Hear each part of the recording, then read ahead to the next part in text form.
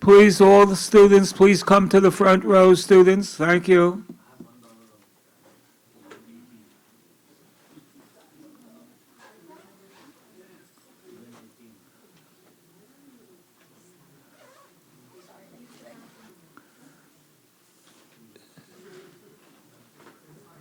Steve?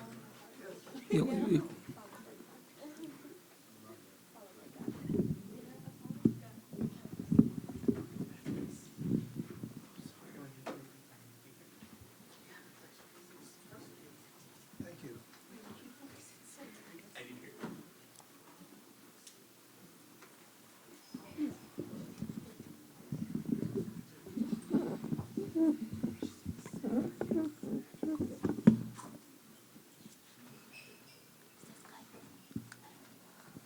Thank you very much.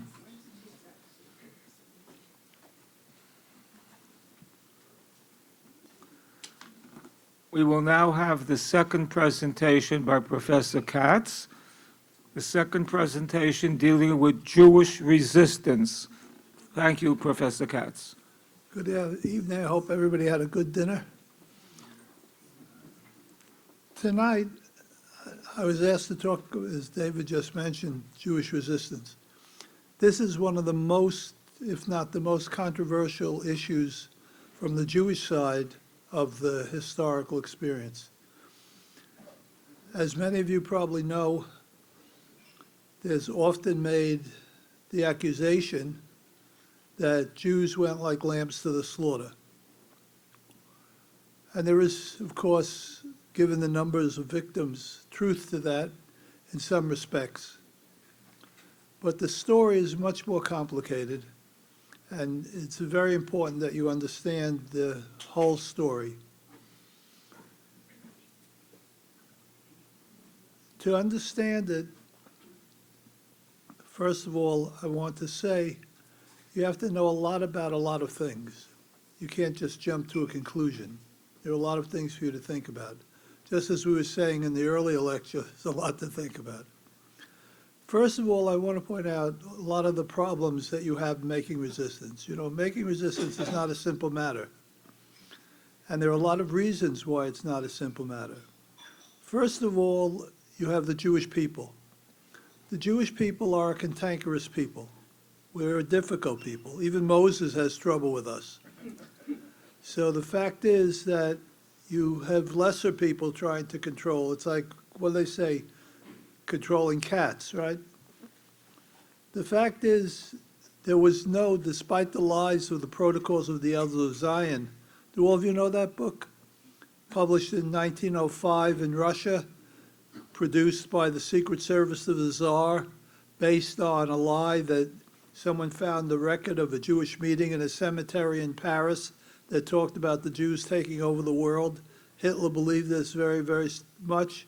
Today, a lot of people believe it very much. In a lot of Arab countries, if you go to the train station, you'll find the Protocols of the Elders of Zion in Arabic.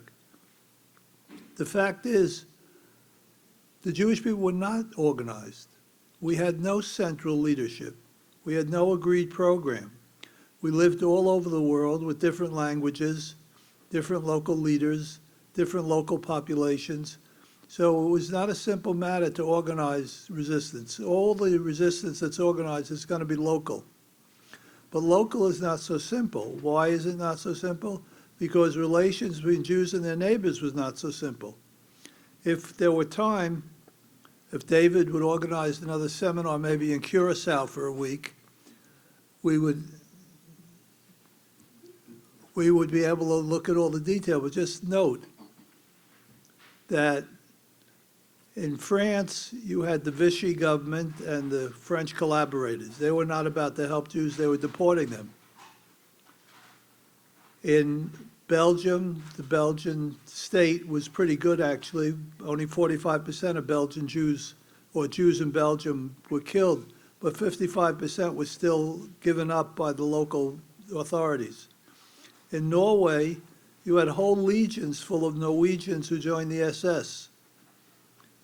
In Holland, which we usually think of as a sort of a paradigm case of good people because of the story they exploit, which is the story of Anne Frank. The fact is, the highest death rate in Western Europe is in Holland. Almost 80% of the Jews in Holland were killed. And that's because the police chief was adamantly anti-Semitic.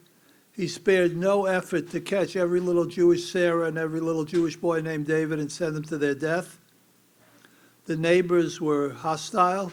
Remember, Anne Frank is betrayed. So the happy story is not a happy story. She dies in a concentration camp from all kinds of medical problems 3 weeks before the war ends. In Italy, Mussolini becomes increasingly anti-Jewish, even in Italy. Usually in Italy, nothing works, including anti-Semitism, but this happened to be different. The fact is, in Hungary, the leadership was pro-Nazi. In Romania, the leadership was very anti-Semitic. The only place in Eastern Europe that you have sympathy for Jews is in two countries that are not very important, Bulgaria and in Albania. The most famous that you should all know about is Albania. It's the only country in Europe that had more Jews at the end of the war than before the war. And it's a Muslim country. So the fact is, Albania deserves an enormous amount of remembrance. But I tell you all this because countries were not ready to help Jewish resistance, and Jews did not find a satisfactory environment. Britain worked consistently to restrict Jewish emigration because it didn't want emigration to the land of Israel. When the ship, the Struma, showed up with about 700 people on it, after several months they turned it away. It went back, it caught fire, it drowned. 2 out of 740 people lived. 2. When Lord Moyne, the British High Commissioner in Egypt, had a very interesting experience. Himmler decided in 1944 that the Germans were losing the war. They needed to get more equipment.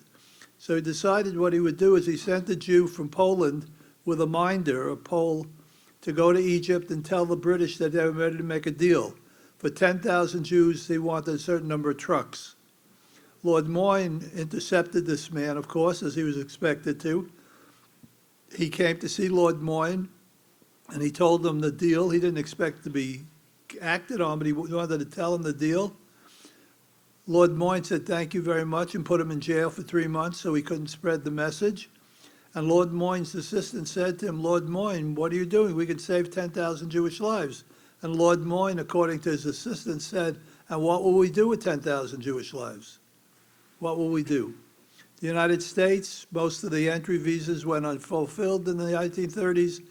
And of course, the State Department sent out an infamous, the most infamous email ever sent out from the State Department that said to all the consuls, delay, delay, delay.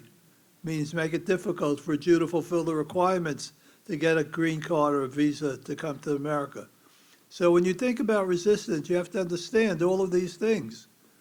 It's not a simple matter. Jews are not united. The world is opposed to them. Thirdly, the churches were no great help in most places. There were exceptions.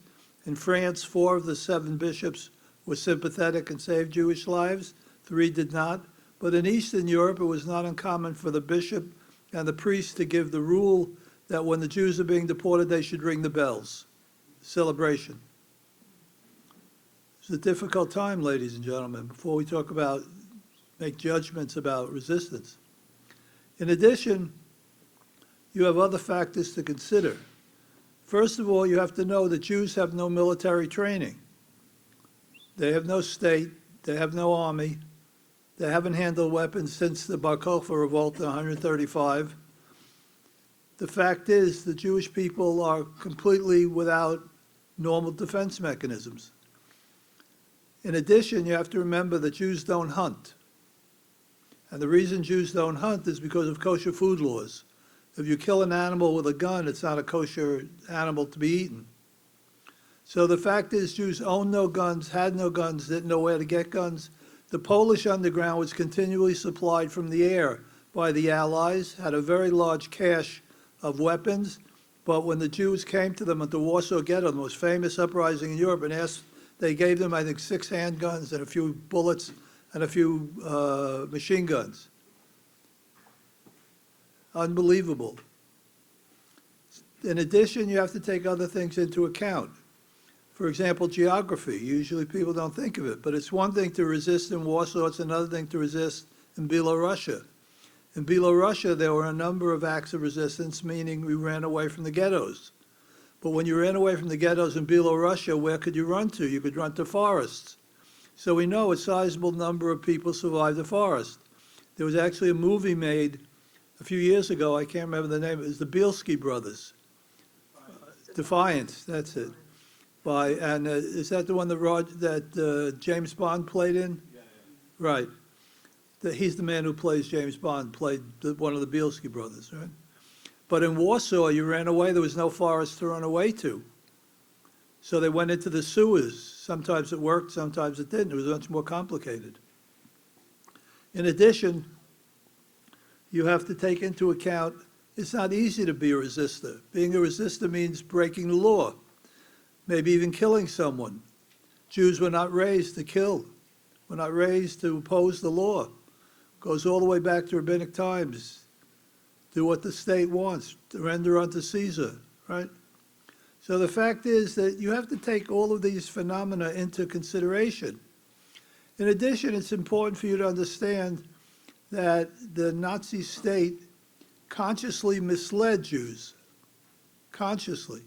We talked about it earlier, but here again you see it. It was very difficult for the Jewish councils that ran the ghettos to get authentic information. Yet planning resistance without information is essentially impossible. So the information fed to the Jewish councils was purposely misleading. The most famous story has to do with Adam Chernyakov, the head of the ghetto in Warsaw. You all know, I assume, that the Warsaw ghetto was the largest ghetto in Europe. At its height, it had 450,000. One day, Chernyakov comes into his headquarters, and he sees everybody is a tizzy. What is they ruminating about? What's so upsetting? There's a rumor going around the ghetto that they're going to deport the children. Of course, Rimkowski immediately puts on his hat and coat, and he goes to the German headquarters for the ghetto, where the leadership of the Germans were ensconced. And he says to the man at the entrance, the sergeant, did he hear anything? And the sergeant says to Rimkowski, Chernyakov, forget it. If anything was happening, I would know about it, right? Go home, tell your people it's untrue. But he had a funny feeling. He went up the stairs, got to the lieutenant, had the same conversation, had the same assurance. Don't worry, Chernyakov. Rimkowski, by the way, is the head of the lunch ghetto. I have it in my head. Chernyakov, go upstairs, don't worry. Finally, he spends the whole day. He gets to the colonel, the major, tells him the same thing. He goes home and he says to the people in the ghetto, you can go to bed. I have it on good assurance from the highest authority of the Nazis in Warsaw that they're not going to do anything to our children. The next morning, the roundup of the children began. The Einsatz group, the special squad that was meant to take off the children and execute the plan to murder the Jewish children of Warsaw, was already in town. It was all a lie. So the fact is that the Jewish leadership was always working in a very difficult situation of not knowing what was going on and whether what they would do would actually be effective, efficacious, salvific, or not. They couldn't know. The other thing you need to bear in mind, ladies and gentlemen, is an important subject little talked about, and that's reprisals. The Jews were essentially bottled up in the ghettos. To the degree possible, they discussed the issue of resistance. But then immediately they took into account something very important. Their job as the heads of the council, the elders, was to keep the Jewish people, insofar as it was possible, alive. So they had to consider the following. What if we take an action? It would be a heroic action. Our young people will flee the ghetto, they'll go blow up a train, they'll go blow up a depot. But for the cost of what? The Germans would have absolutely no compunctions not to take reprisals on the Jewish community, reprisals. And you know, reprisals doesn't mean 1 for 1. It means 10 for 1 or 100 for 1. And that's what happened. There were some ghettos where young Jews left the ghetto, tried to create some kind of underground in the forests and other places, and entire ghettos were decapitated. Ildunhinov, a small village in the Ukraine, there was a little ghetto, had about 3,000 inhabitants. Some of the children of the ghetto, young men, ran away and started to perform acts of resistance. The head of the Nazi organization in the village came to the Jewish council and said, if you don't catch him, there'll be reprisals. The council believed. They went out and tried. They sent out Jews, they sent out others to try to find these few young men. They couldn't find them. After 72 hours, the Nazis came back with an army, killed all 3,000 Jews in the ghetto. 3,000, because they couldn't catch 2 men. So reprisals are very, very important, you see. Now, I tell you all of this by way of prolegomena because you need to know a lot of things before you make the judgment that Jews went like lambs to the slaughter. That's something you have to be very cautious about, blaming the victims. Now, the second thing you need to take in mind, take account of, is what the assault against the Jews were. If this were a seminar on resistance, let's say French resistance, which had a very noble and heroic resistance, one of the great resistance movements was the French resistance. What would you say? You would say that the issue between the French and the Germans is over sovereignty. What's at issue is who's going to run France. Is it going to be the French, have their own leadership, have their own principles, have their own future, have their own goals? Or is it the Germans? That's the only issue. Who controls the state? If you go to Norway, which also had a big underground, same question, who will run the state? And of course there you had a man named Quisling, who said, we're happy to be the servants, the subjugated mass of the great German people. We go along. But the issue is not so simple. Excuse me.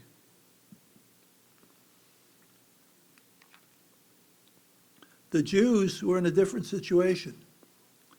The Jews were not fighting for a state. The Jews were not in a political struggle for sovereignty.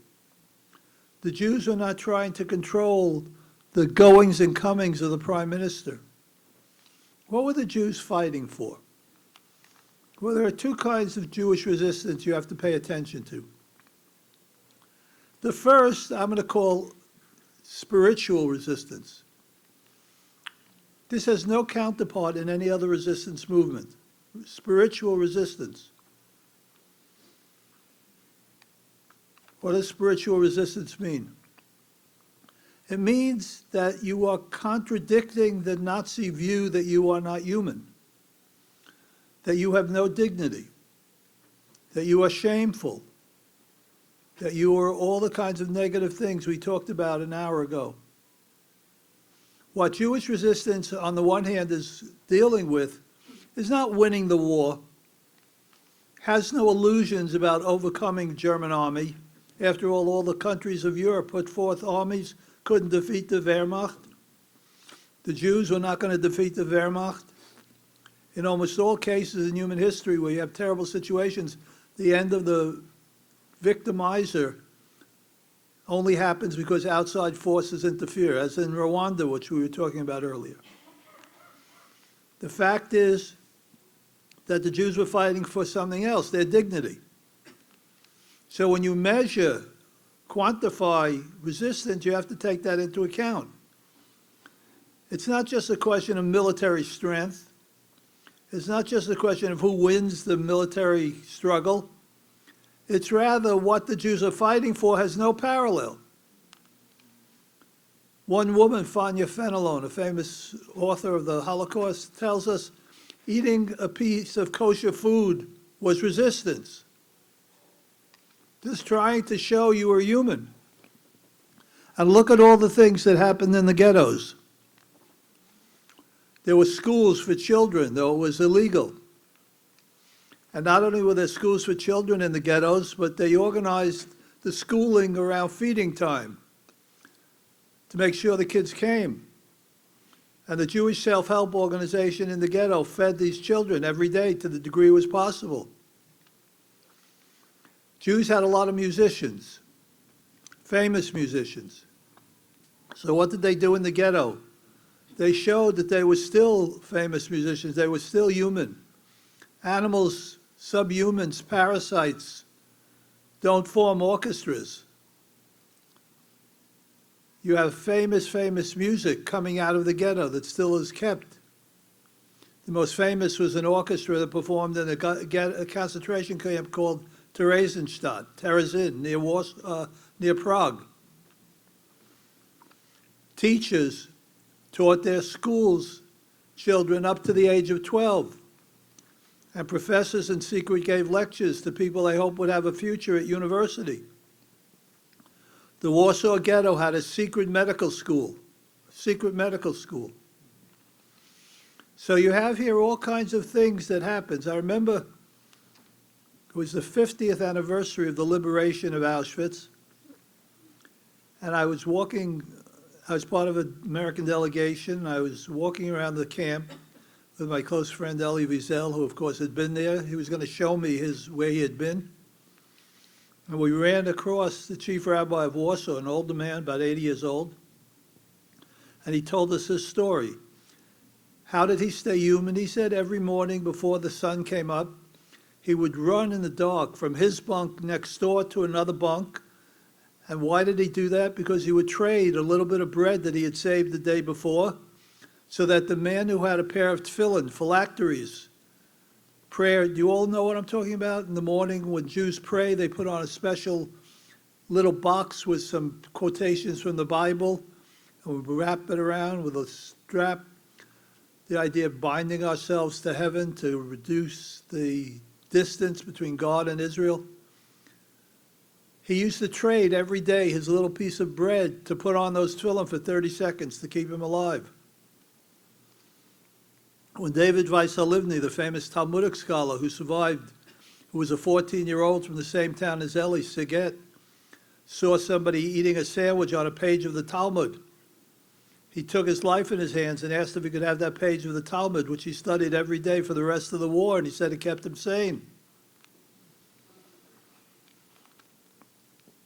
What about libraries? Famous library in Vilna had 100,000 volumes.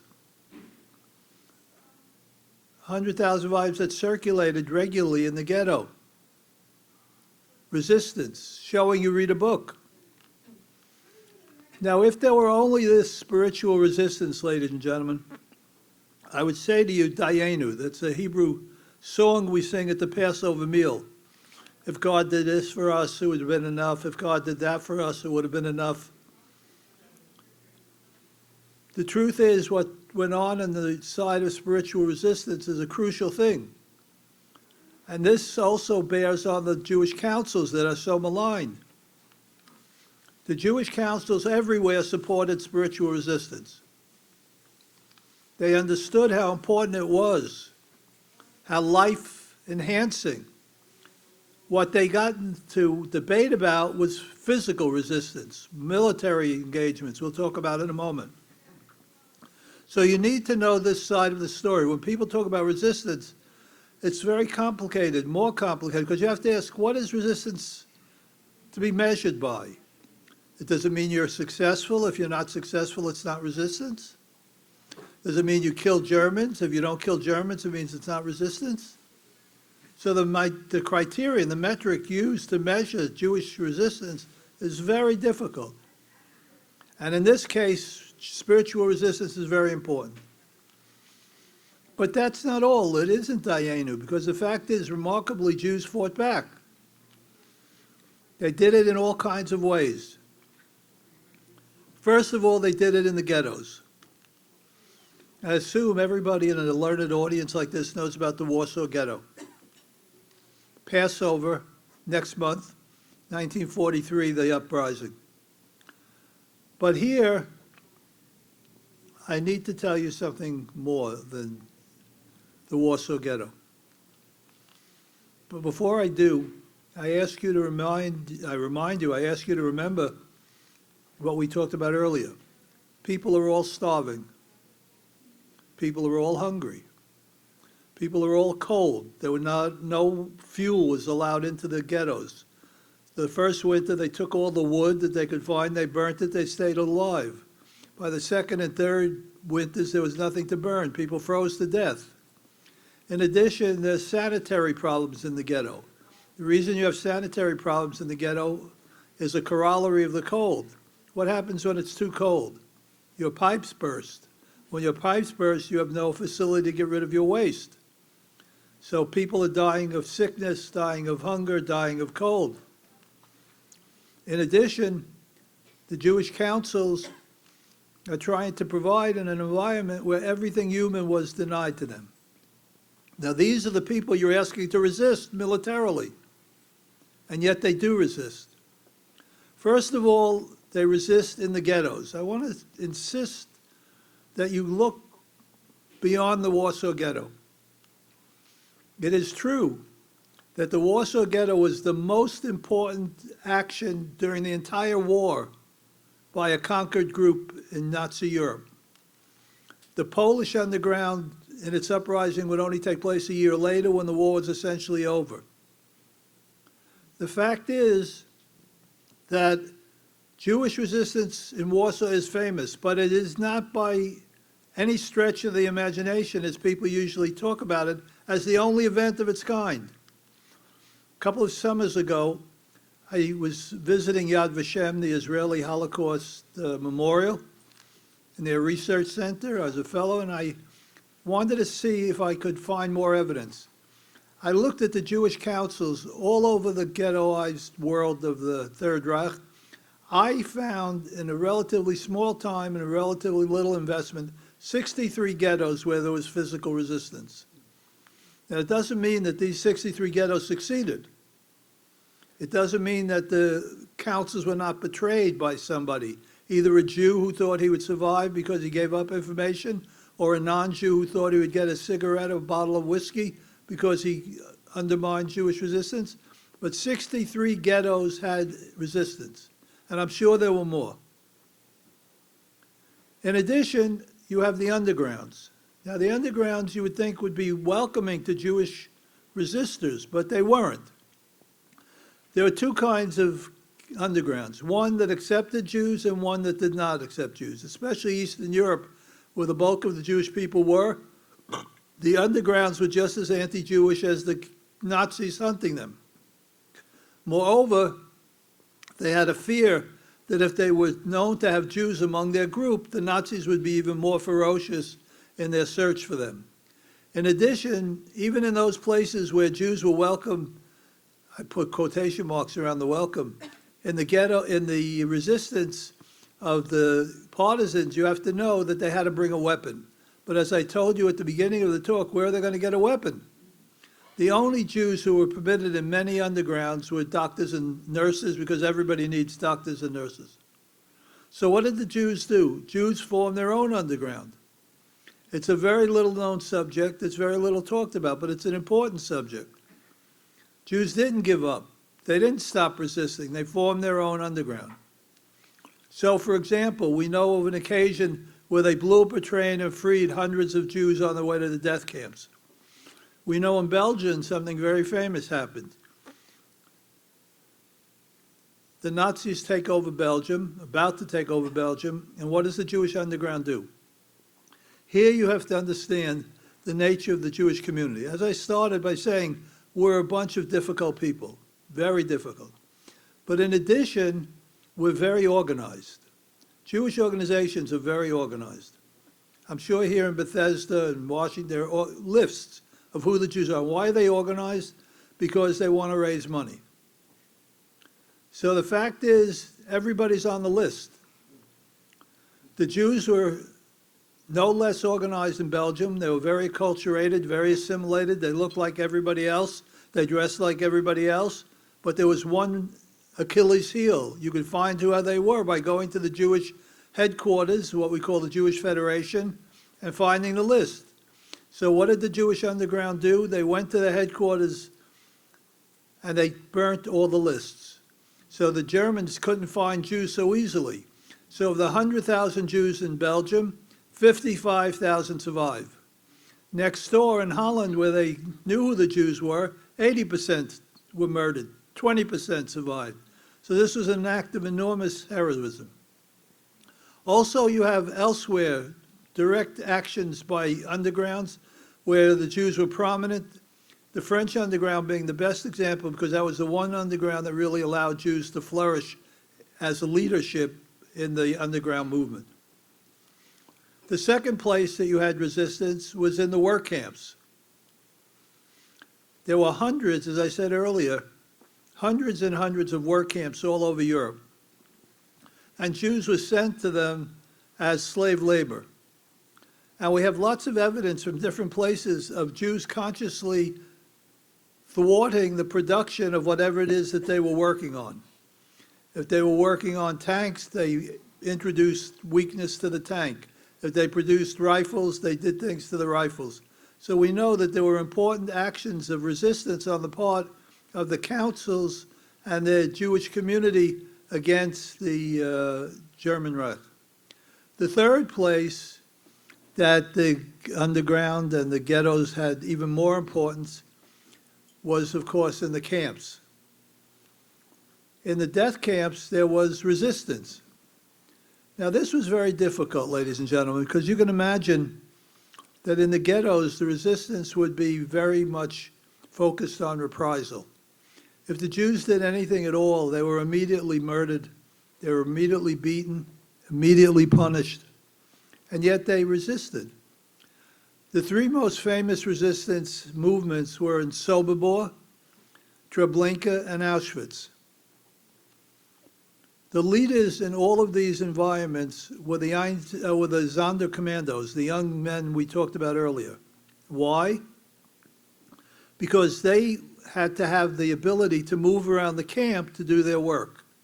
For example, they had to have the ability to move a body from the gas chamber to the crematoria. So these young men had a little bit more freedom, a little more ability to plan and make. However, the countervailing force was that the Nazis also understood it, and they planned that these Sonderkommandos would only work for 30 days. After 30 days, they would be murdered, and a new group of Sonderkommandos would come in. They did their work, but they saw after 2 or 3 years in the death camp, they understood everybody's going to die. They made up their minds to resist. And in the three camps I mentioned, Sobibor, Treblinka, and Auschwitz, they take up military might, and they blow up resistance. They blow up the Nazi army soldiers, Wehrmacht, and the most famous act is they blow up the crematoria at Auschwitz.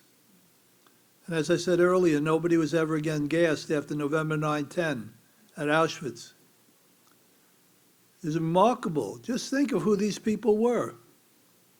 Underfed, having lived through the ghettos for years and suffered, having terrible medical problems, having no uniform leadership, finally get together and form leadership and produce uprisings that will close down Treblinka, close down Sobibor, and slow down the killing at Auschwitz. When the Russians arrived at Auschwitz on January 27 to liberate the camp, they found that there were still 70,000 Jews alive. Now, many of them had been, just on the eve of their arrival, been forced marched back towards Germany. But the fact that there were 70,000 Jews alive in January 1945 is due to the uprising that took place in November of 44. An amazing story.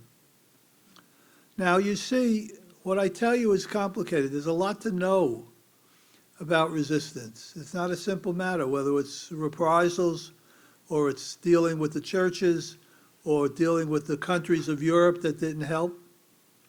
So before you make judgments, don't think so quickly, come to the judgment that Jews went like lambs to the slaughter.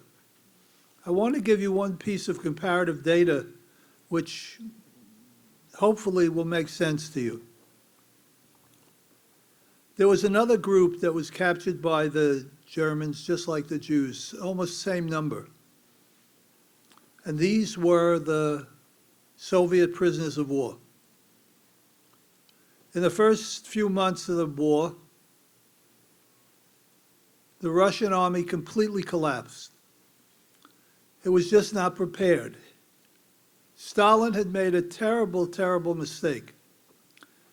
He was paranoid, as you know. Everybody around him he thought was a traitor. So he had done a couple of things to make himself secure. He had gone out and essentially killed all the leading military leadership in the Soviet army, the Air Force, the Navy, no senior leadership. Secondly, he had informers who were pro-left, who ran away from Germany and came to Russia and said to him, Stalin, we can tell you that there's a secret plan when the Ribbentrop agreement with Molotov runs out in the summer of 41. Remember, Hitler had made a deal with Stalin in 39 that there would be non-aggression for 2 years. When that plan runs out, you're going to be attacked. So what did Stalin do? Rather than listen to the plan and reinforce his defenses, he killed the people who brought the message. So he was unprepared. He was under the bed when the war started. He was frightened. He didn't know what to do.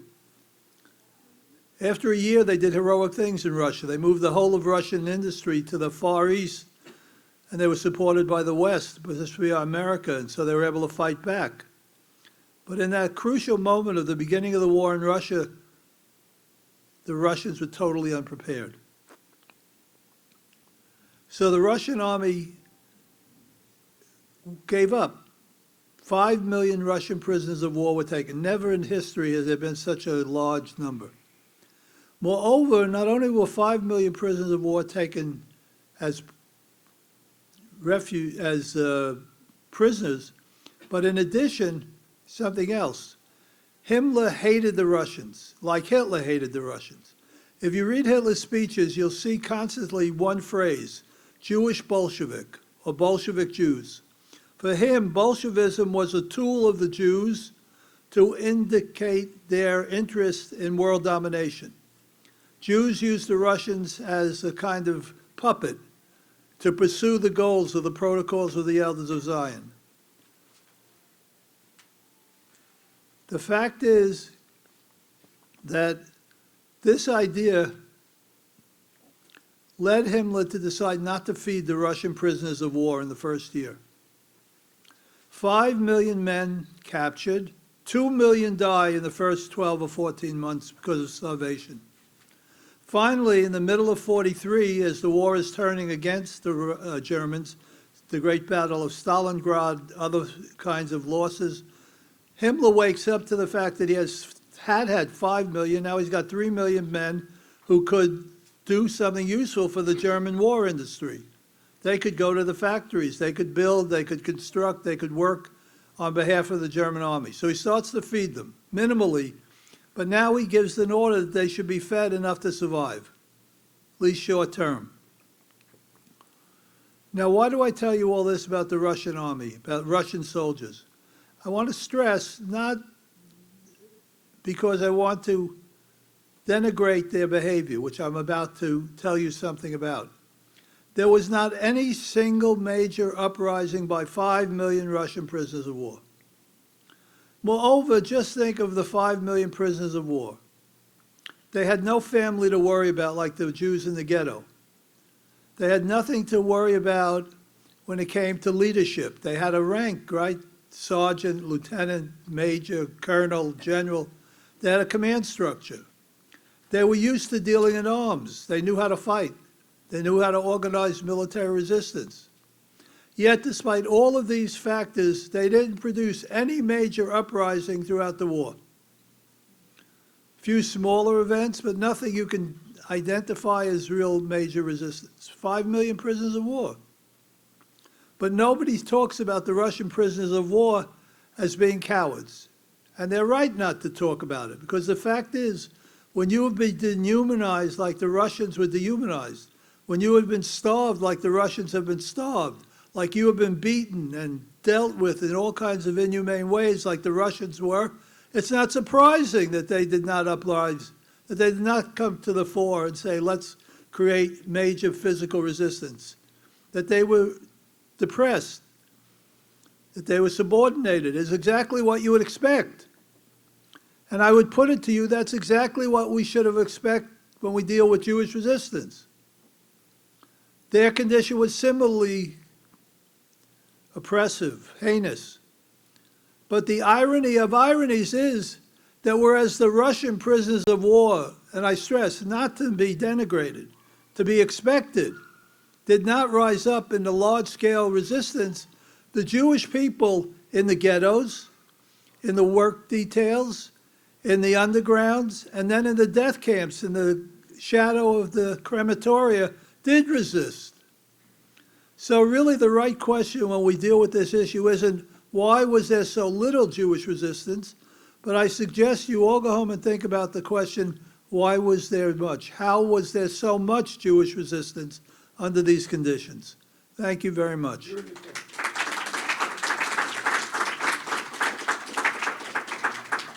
David, do you want me to take some easy questions? Yes.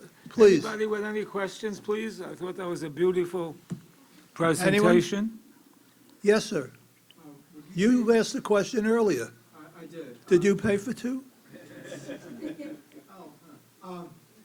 you say that the whole idea of like being led to the slaughter, that in itself was an anti-Semitic thought process? Because It was.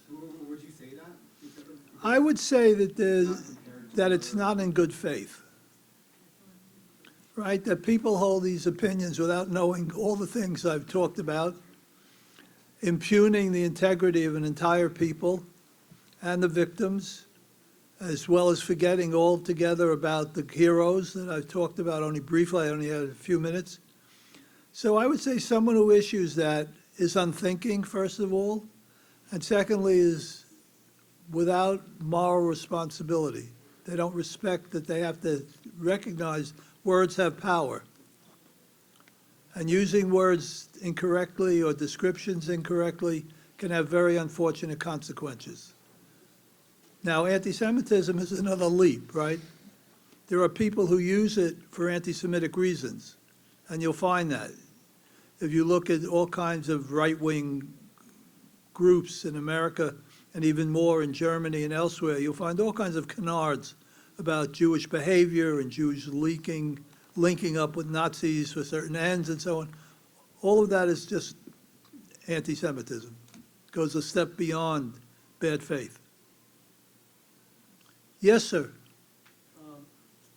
There was Greek resistance, there was I'm French sorry. resistance, there was Italian resistance. Yes.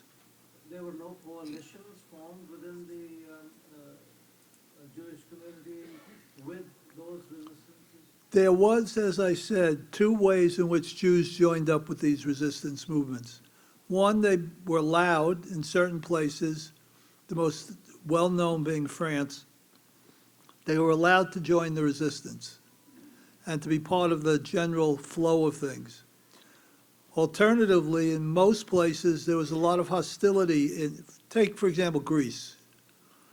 In Greece, you have a very sad case. You have one case of the resistance saving the Jews of a certain part of Greece. Great, heroic. But on the other hand, when the chief rabbi of Athens went to the chief bishop, the head of the Greek Orthodox Church in Athens, he got no reply, and the underground supported the bishop, didn't support the rabbi. In Italy, you have a curious thing. You have very little resistance because people are not so overwhelmed with Mussolini that they're fighting him the way they did elsewhere. To the degree that there's resistance in Italy, they do save Jews. It's a very, very heroic resistance on a small number of leftists in Italy. But you have to look at every case, every country side by side. So you can't make a judgment about just simple resistance making some kind of conjunction, some sort of partnership, because the conditions of making partnership were not simple. Please. Yes, I know that you said that we should encourage looking beyond just Warsaw in terms of Jewish resistance. Are there particular places that you would suggest us to start in our research? well, you have a lot of things that you need to do. Let me give you a very complicated case. Take Łódź. In English, we pronounce it Lodz, L-O-D-Z, right? Łódź. Łódź was a big ghetto, and it was a very distinctive ghetto. It was one of the first that was created, and it was the last one to be dismembered in August 1944. All the others were gone by then. There, you have resistance. But what does resistance mean there? The head of the council in Łódź was a man named Chaim Rumkowski. After the war, I would say he's probably the most despised Jew in the record. When people talk about Rumkowski, they spit. He's persona non grata. But he was faced with the question of resistance, right? Head of the council. What did he do? He turned the ghetto into a work camp. Why was that resistance? Because if there was a work camp, he felt the Nazis would let the ghetto stay alive, so work became resistance. However, when he did that, he did something as a corollary that he understood, but was unavoidable. If you're going to feed people, if the slogan, as it was in the ghetto, is life for work, what is the corollary of that? Anyone? The corollary is that people who don't work don't eat. So while you're saving, and he did save 100,000 Jews in the Lodz ghetto, he's also at the same time dialectically dooming elderly people who can't work, right? Dooming people who are pregnant mothers, dooming children who just, what they called in German propaganda, useless eaters, right? You eat, but you don't produce. So there's a case where you have to study closely, because the great moral question is, what should they have done? Remember, the councils had the obligation in their own mind, and of course in the mind of the Jewish people, to preserve the Jewish people. If they could preserve all of you young people till the end of the war, the Jewish people would have a future. But on the other hand, making the decision to save all of you entailed killing people like me. I don't like that. So the fact is, this is a deep moral conundrum. And you have that in all the different ghettos. You have to look at every ghetto and see what they did. So, for example, in Vilna, there was a man named Wittenberg. He was the head of the council. The ghetto had plans for uprising, and the Nazis got a wind of them. So they came to the ghetto and they said, if you don't give up your man Wittenberg, your leader, the head of the council, we're going to have reprisal. Wittenberg could have gone and hidden. The Jewish underground wanted to hide him, get him out of Vilna. He said, no, I can't put the Jewish people. So at 5 o'clock in the afternoon, he left the headquarters. He took him to the German headquarters. By morning, he was dead. Right? So the action in Vilna needs to be understood, what was going on. And that's what you have, everywhere you have different. Adam Chernyakov in Warsaw told you the story of the children. So each case raises similar but different problems, various kinds of obligations, sense of what your mandate is. If your mandate is to save the Jewish people, then giving up the elderly is not improper, right? If giving up the babies to save the mothers is not improper. So each ghetto had distinctive characteristics. And so you have both a pattern, resistance is a pattern, but you have very different reactions by the councils. And the council also, you have to know, there were 3 layers of councils during the war. The beginning council, they were all murdered. The second council, the third level, because the Nazis kept killing off the leadership. So people who thought they would save their lives by being members of the council were wrong. Almost no council members lived after the war. So all of these complications turn you into a very close reader of the different ghettos, Bialystok, Vilna, Warsaw. Every place has to be looked at differently. I should point out that we are honored to have someone with the encyclopedic knowledge of Professor Steve Katz. Hold it a moment. Please Google him, and you will see that his knowledge goes way, way, way beyond the Holocaust. How often are you in China, Steve? Regularly. Okay. I like Chinese. Go Google Professor Katz, and should say, we are honored to have Professor Katz come to us for this 24 hours. Thank you, Professor Katz. Thank you. I Thank would you very much. I would recommend maybe a 10-minute break. The desserts are still in the back, if you want the dessert, the fruits, the cakes, or whatever. And then let's come back. We're scheduled for 8:15 for Professor Berger. Please, let's come back, please.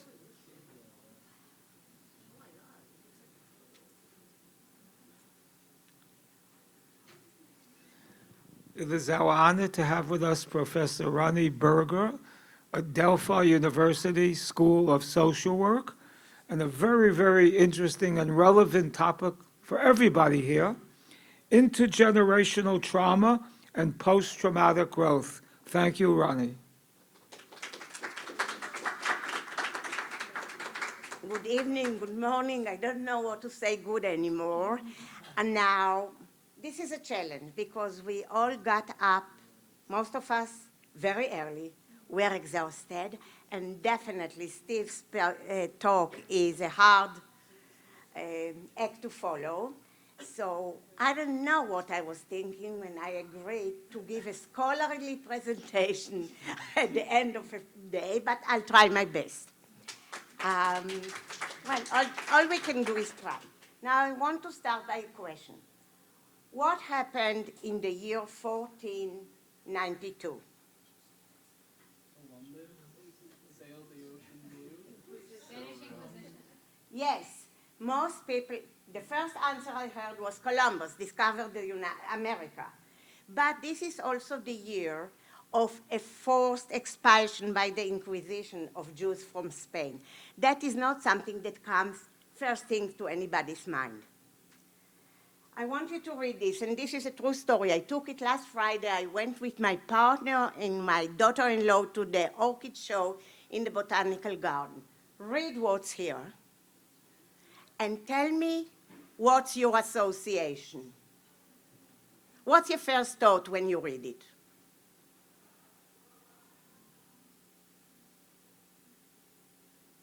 Yes? Lots of water. Lots of water. Anything else? There is no wrong answer. I just want to know your association. What else? Tourism. Say it again. Tourism. Okay, what else? Yes. Well, you just brought up 1492. That's 1942. Yeah, that's an by chance. I'll tell you what was my first thought. I thought, oh, that's what the rest of the world was doing when my grandparents were murdered in a camp. That is what intergenerational trauma is. I was born in Palestine, now you know my age, raised in Israel, and yet the first association is a trauma that I didn't witness personally, neither did my parents. They were lucky to live before that because of Zionism. And yet, it's in our DNA. This is an example of an intergenerational trauma. It's a trauma that you carry with you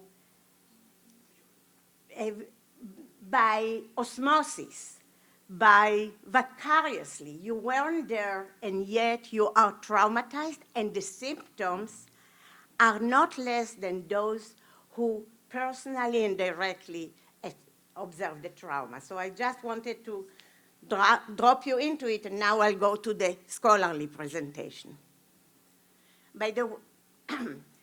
Now, what happens, the topic of my talk tonight resides at the intersection of two topics that are my passion. One is what we know about intergenerational trauma that I just try to demonstrate to you. But the other is what do we know about post-traumatic growth, otherwise called PTG, unlike PTSD, which is the post-traumatic stress disorder. And PTG is a topic that has developed since the mid-1990s by two psychologists from North Carolina, Tedeschi and Calhoun, who wrote the Bible of PTG. Now, we knew, it has been known for years, for generations, in the Bible, that from bad things, in addition to the from stressful events, in addition to bad things, some good things can also come. If you think about the story of Samson in the Bible, Samson goes and sees a carcass, but the bees create honey within that. So something good can happen. It was Nietzsche, about whom I have a lot of bad things to say, but he said something very good. What doesn't kill you makes you stronger. However, all these approaches to the strength that you gain from struggling with a trauma got a real booster in the 90s because Tedeschi and Calhoun did something that nobody else did before. They developed a questionnaire, and that allows to start collecting data and analyzing, and the topic took like fire across cultures. When I co-edited the book about PTG in 2010, we approached everybody together with colleagues, everybody who did anything about PTG. We found about 18 writers. When I edited the book 2 years ago, there are hundreds and thousands of studies across the board. Rwanda, Europe, let alone anywhere. It's booming. It was a topic that was waiting to be discovered. And therefore, when your second talk, Steve, was about resistance and about power, I said, oh, he just paved for me the way for how people who were exposed to the most horrible atrocities, be it lynching, be it genocide, be it anything, and yet there's something about the human ability to come sometimes, not everybody, not always, but to come out stronger, and that's the PTG.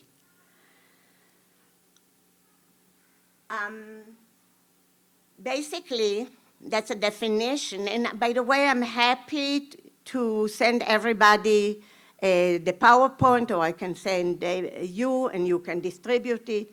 I don't believe in knowledge in the drawer. Knowledge is in order to be shared. So an important thing is that PTG is not positive outcome of the trauma.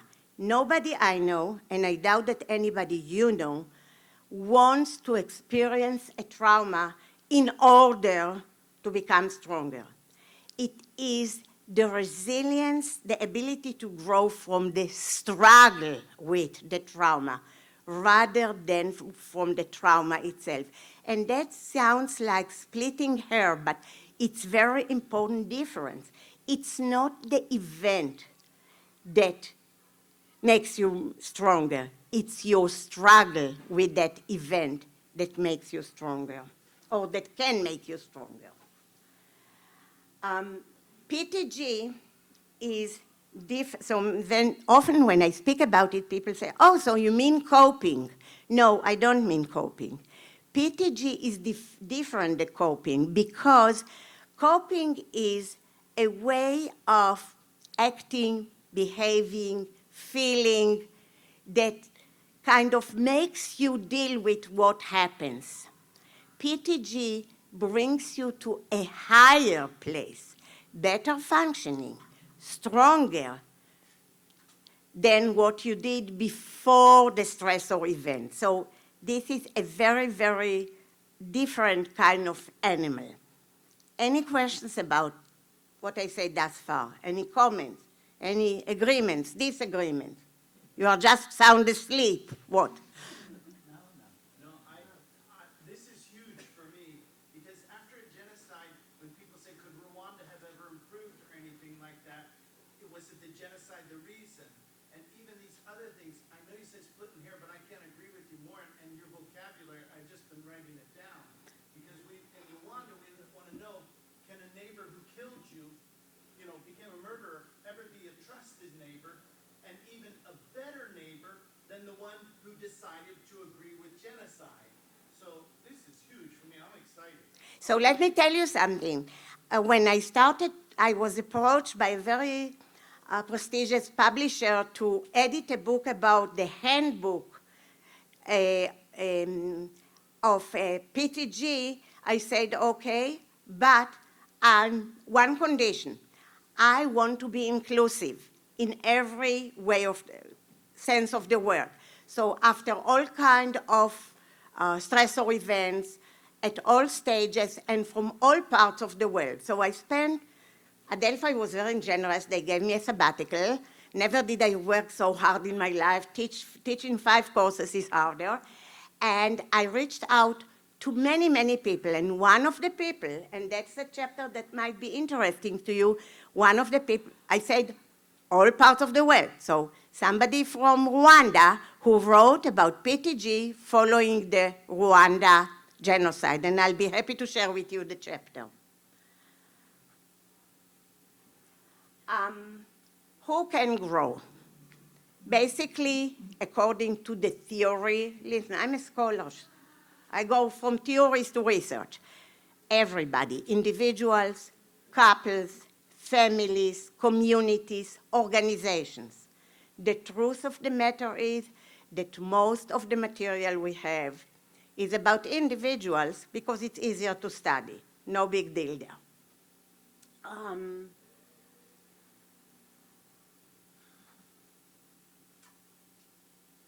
Now, there is, as I said, because the instrument has been developed by Tedeschi and Calhoun and has been translated into at least 20 languages, I admit I'm responsible for the translation and validation into Spanish. No, I can't do it. My Spanish is enough to manage in South America, not to translate an instrument, but I orchestrated a group of translators and we worked with them. There are translations into Hebrew, Arabic, German, Dutch, Spanish, Chinese, Japanese. And once you have an instrument, you have research. Once you have research, you have more knowledge. So this is a short list, maybe it's 3% of what exists about documented post-traumatic growth following all kinds of atrocities. Think Philippines, think Rwanda, think the Holocaust, all over. Of course, fires, hurricanes, natural disasters, life-threatening disease, accident, and the list goes on and on and on. And one good reason that connects to the resistance and the resilience, there is growing documentation that, too close? There is growing documentation that PTG has been reported almost following any possible thing, any possible stress or event. Among them, intergenerational trauma, among among Native Americans, you know. Our founding fathers did quite a good job in killing a lot of Native Americans. The Long Walk. After all kind of intergenerational traumas, there has been documentation for the strong human spirit and the ability to become better. This is a very simplified diagram of what is PTG. You have what happened before the stressor event, before the genocide, before the war, before, and then something happens. Of course, this is a very clean description of a process which is anything but clean. I loved it when you kept saying it's more complicated, it's more complex, there are more layers to it. And that's true, there are more factors, there are more things that play a role. But then the idea is that after you go down, PTG is not the first thing that happens, not the second, not the third.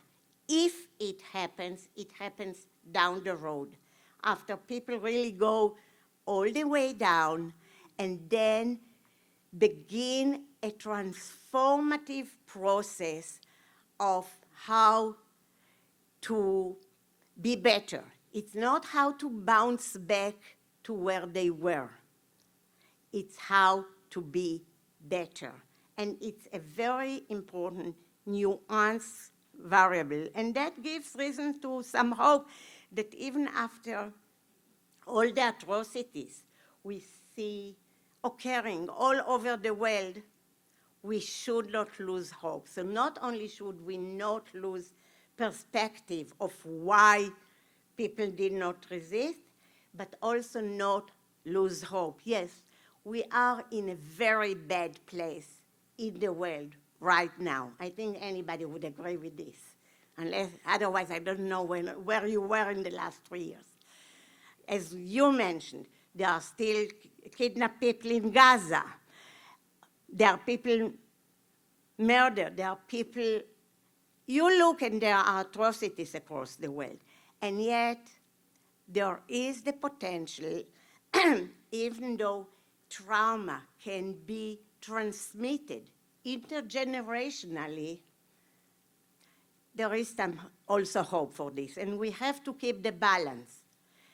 The hope for growth does not eliminate the intergenerational trauma. It's being carried.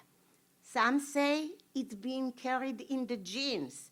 There is some very interesting research about how genetic components are being changed by trauma intergenerationally, and yet there's also the underpart, the counterpart of we can grow.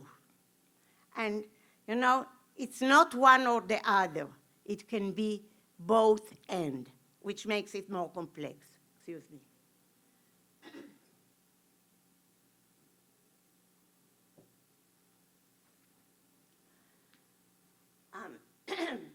This is, I think, given the hour, I'll be very realistic. This is a very complex model of how it happens, but I'll just highlight some of the components. There is a trauma. You live with parents who went through trauma.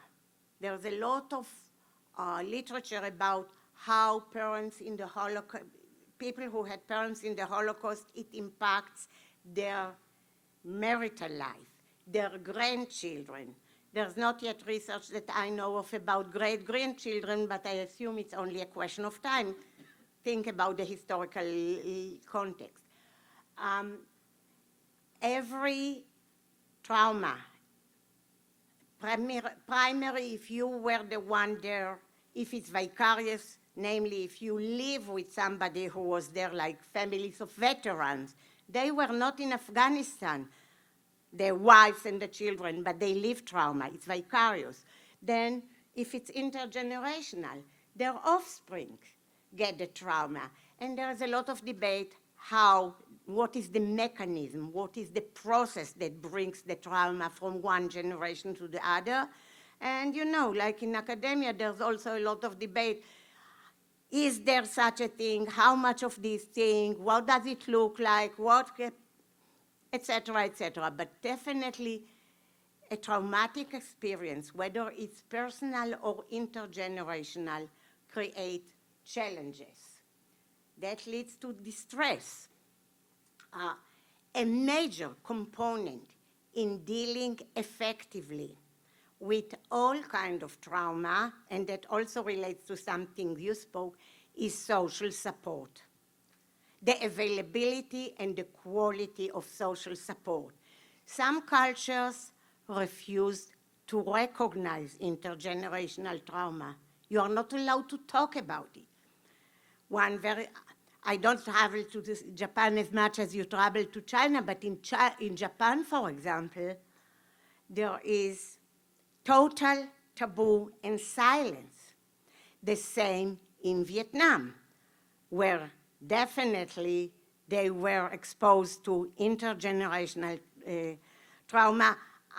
And it's so alive. I was in Vietnam a couple of times. Once I was with an Israeli friend. Where are you from? We are from Israel. Oh, great, blah, blah, blah, blah, blah, end of story. The second time, I went with 3 Americans. That was all of whom opposed the war. That doesn't matter. From the Vietnamese viewpoint, these are the people who threw on them orange. These are the people who killed them. Now, the person that was our guide was not alive in the Vietnam War, but she carried such an intergenerational trauma of her parents and grandparents, and it was not unspeakable. You couldn't speak. Of course, I tried to interview her. You know, you can take the researcher out of the university, but not the university out of the researcher. No, unspeakable. The same is true for some other cultures, not related directly to trauma, but you know the language spoken in Ethiopia is Amharic. You know how you say mental illness in Amharic? Nobody knows. There's no such word, because if there's no word, there's no phenomenon. The same is about a trauma. If you don't give something a name and there are no words for it, then it doesn't exist. And there are some cultures that do not allow to speak about it. And it's a taboo. Think about the cultures you come from and what their stand is about trauma. And can trauma be transmitted from one generation to another? What is very important is the rumination, the processing, the talking about. Again, as I said, some cultures don't allow. So there is a debate. Can there be post-traumatic growth without rumination? By the way, I didn't mention, it is a very cognitive model.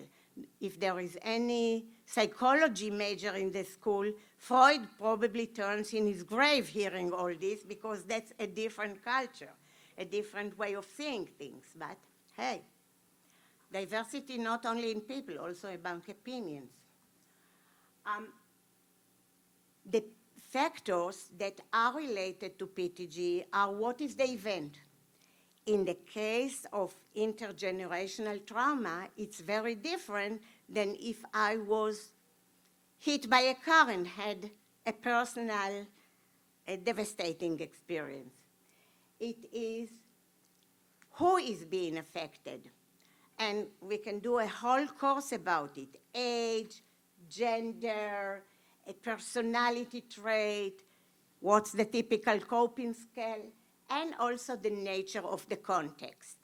Now, growing up in Israel, I never had a friend who had two pairs of grandparents. That was a non-existent phenomenon. And I was sure as a child that everybody has numbers. Every old person has numbers of their arms. Now, I was born after the war ended. My parents were not in the Holocaust. yet I carry with me symptoms of the intergenerational trauma. I'll share with you one personal story. I was in my 20s traveling with a bunch of friends on a train, and we were in Scandinavia, but at one point we had to go through German territory. And it was night, and we were students, so to save, we took a night train. We got to the border, and all of a sudden, I'm awakened by, in German accent, Passporten bitte, passports please. My friends had to hold me that I won't jump through the window, because in my intergenerational trauma, German trains, the Auschwitz trains, middle of the night, danger, I'm jumping out. This is ingrained in people who never were in the traumatic experience, and yet you can grow from it. So I'm trying to bring that balanced thing, and just to share some personal experiences. I live with intergenerational trauma. I've never been a black person, but I'm sure that black people, many black people, especially different from the islands as from African American, carry and I invite you to visit stories you heard as children, things that you find yourself doing that your non-black friends don't do, things they don't react. Find your 1942 association. I would bet it's somewhere there.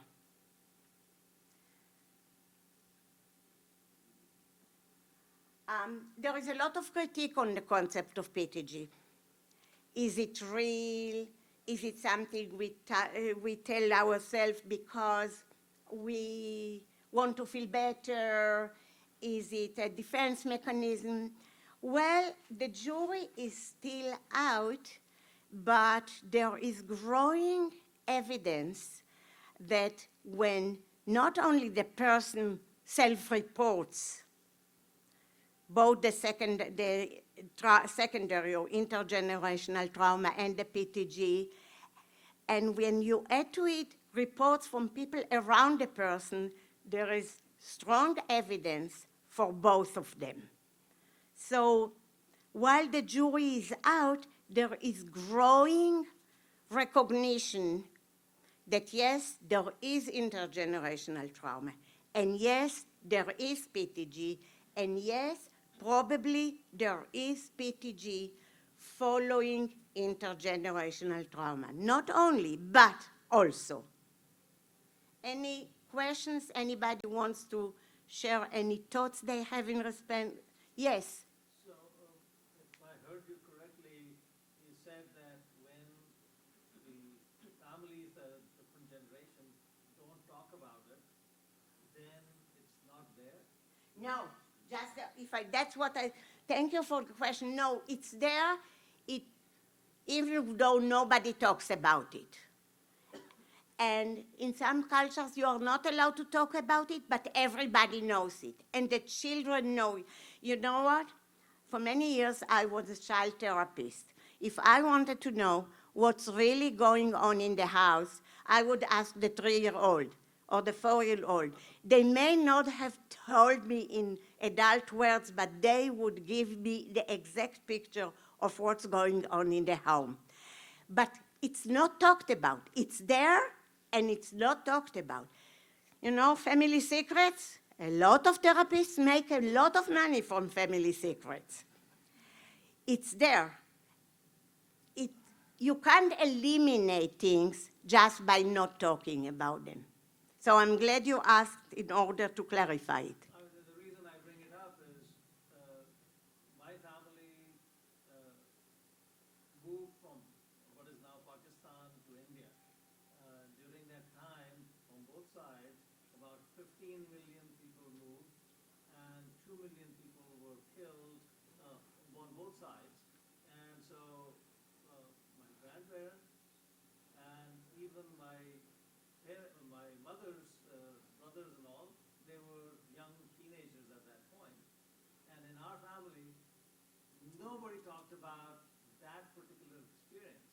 And so that's why I'm wondering, even now that I'm, much older, the nephews and nieces, they are not aware of what they went through, right? They are not aware or they don't talk about it. Well, I mean, if their parents are not talking about it, then how will they know? So, we know it from history books, right? But not direct experience. You might be surprised if you open the door to ask what they know. You may be up to a very big surprise. Yes, we know about, you know what? Totally unrelated to this. Children know about all infidelities in families. Nobody speaks about infidelities, but children know. Children have ways of knowing. The question is, they also know that they can't talk about the knowing. And that's how family secrets develop. Yes? Could, like what Preston was saying, like could that lead to like I'm a not, little hard of hearing sometimes. like could not talking about it lead to like a loss of connection of personal experience towards like our ancestors or older family members, especially since those information are being carried down instead that generational trauma is being passed down instead of the generational wealth. Could that lead to like that loss of connection? What's your name? Kenny. Kenny. Tell me if I translate your question or if I repeat your question correctly. Kenny said, is it possible that because nobody talks about it and because the trauma looms in the background but it's not allowed to talk, can it lead to breaking of connections within families? Did I get? Yeah, especially with like connecting like the older generation and the newer generation. What do you think? What is some of your experience? No, nobody hears when you do like this. Can you say it in English, for example? It definitely can break connections between families, as any tension on a familial structure can cause to damaging of that familial structure, especially because for children, they have to feel a level of trust with parents or grandparents. And if they feel they can't trust their parents or grandparents to be fully truthful with them, that trust that should have been grown from childhood can never be fully formed to the length it could have been as a child. I think you wanted to say? You are very much on target. Children know. Young people know. The question is, if you don't allow to talk about it, and by the way, one thing that was very interesting about the Holocaust, I'm sure you know about it much more than me, the second generation was hush-hush, among other things, to protect the parents who went through what they went. The third generation is talking big time. There was a time when the third generation, the grandchildren of the people who were in the Holocaust and survived, there was a boom. When they came to be 20s, 30s, there was a boom of literature, of movies, of production of all these secrets. When it became very clear, they felt it. They grew up with it. They knew you can't throw out a potato because that's the only thing, half a potato, that your great-grandparent could get in the camp if they were lucky. You don't throw out food. People would keep this little food and not throw to the garbage because the grandparents couldn't eat. Now, there are other ways than sitting your child and say, well, I want to tell you what I went through. It's there. It's in the air. It's in the pictures that are not allowed to be shown. It's in pictures where people are being cut from. Why is this picture like cut? It's in names that are not allowed to be mentioned. And I can go on and on and on and on. And of course, if this is a secret, then It compromises connection because what children learn is something horrible happened. They may not know the details, but also you can't speak about it. So it creates an even double burden and double challenge. So your point is very well much on target. Thank you. Do you feel that I addressed your point? I know intergenerational trauma is like, I guess, a newer topic explored, but do we know if, like, how long it may take for it to then finally die out? Where like, you know, like, for example, the Holocaust, you know, like, how many generations are we gonna have? I never heard about any intergenerational trauma that died out. So of course, the Holocaust, we are in generation 3. But the previous, you know what? Slavery, we are in hundreds of years. Do you think that the pains, the wounds of slavery died out? I don't think so. I don't know if you are familiar with a book, and if not, I highly recommend it, called Slaves in My Family. If you are not familiar with it, do yourself a favor and read it. This is a great-great-grandchild of a white slave owners who did a research to identify descendants of the white slave owners and of the slaves his family owned, and did a phenomenal book about it. I think it will address your question right there and then. Will he die in the next 1,000 years? I don't know. Neither do you, and none of us will live to know. But to this point, it's there. It takes different ways, maybe even different strengths, but it doesn't disappear. And if we are going, I saw your hand, I'll come to you in a second. And if we go with the biological component and the genetic component, how would it disappear? If the people who try, you know, we didn't know until a very famous psychologist or psychiatrist, I don't remember, Van der Kolk, found that trauma at youth, at childhood, leaves signs in the brain. And it was not until about 50 years ago that they were able to document it in MRI. So we do not know yet what kind of signs intergenerational trauma leaves. There is a lot to study there, and you know what? It's not a sexy topic. So being a researcher of trauma can traumatize you. That is a kind of secondary trauma. So people don't exactly run to study it.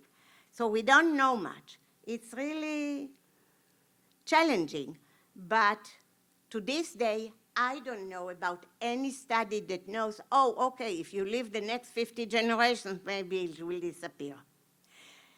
There was somebody else, so let me take that question and come back to you. Yeah, I don't remember, one of you, yes. My only question was in regards to the novel. Isn't the novel that you were referring to written by Paul Edward? Edward Ball? Sorry. Which novel? The one that you were referring to in your, I forgot. Sleeves in My Family. Yes. That's not a novel, that's a documentary, Sorry. that's a non-fiction. Yeah, Sorry, not novel. that's okay. That's why people can talk, so we get better understanding. First. So what about it? Oh, no, that was my only question. Oh, it's not a novel. It's a real book based on real people with a lot of real information that they collected, but it's one of the most powerful books I've read in my life. You wanted to? I just wanted to make a point based off the question I had before. The only example I could think of intergenerational trauma dying out would be the Spanish Inquisition, where although we still remember it, I haven't, in my time being Jewish, I haven't actually found people being traumatic about it. I mean, I'm wrong.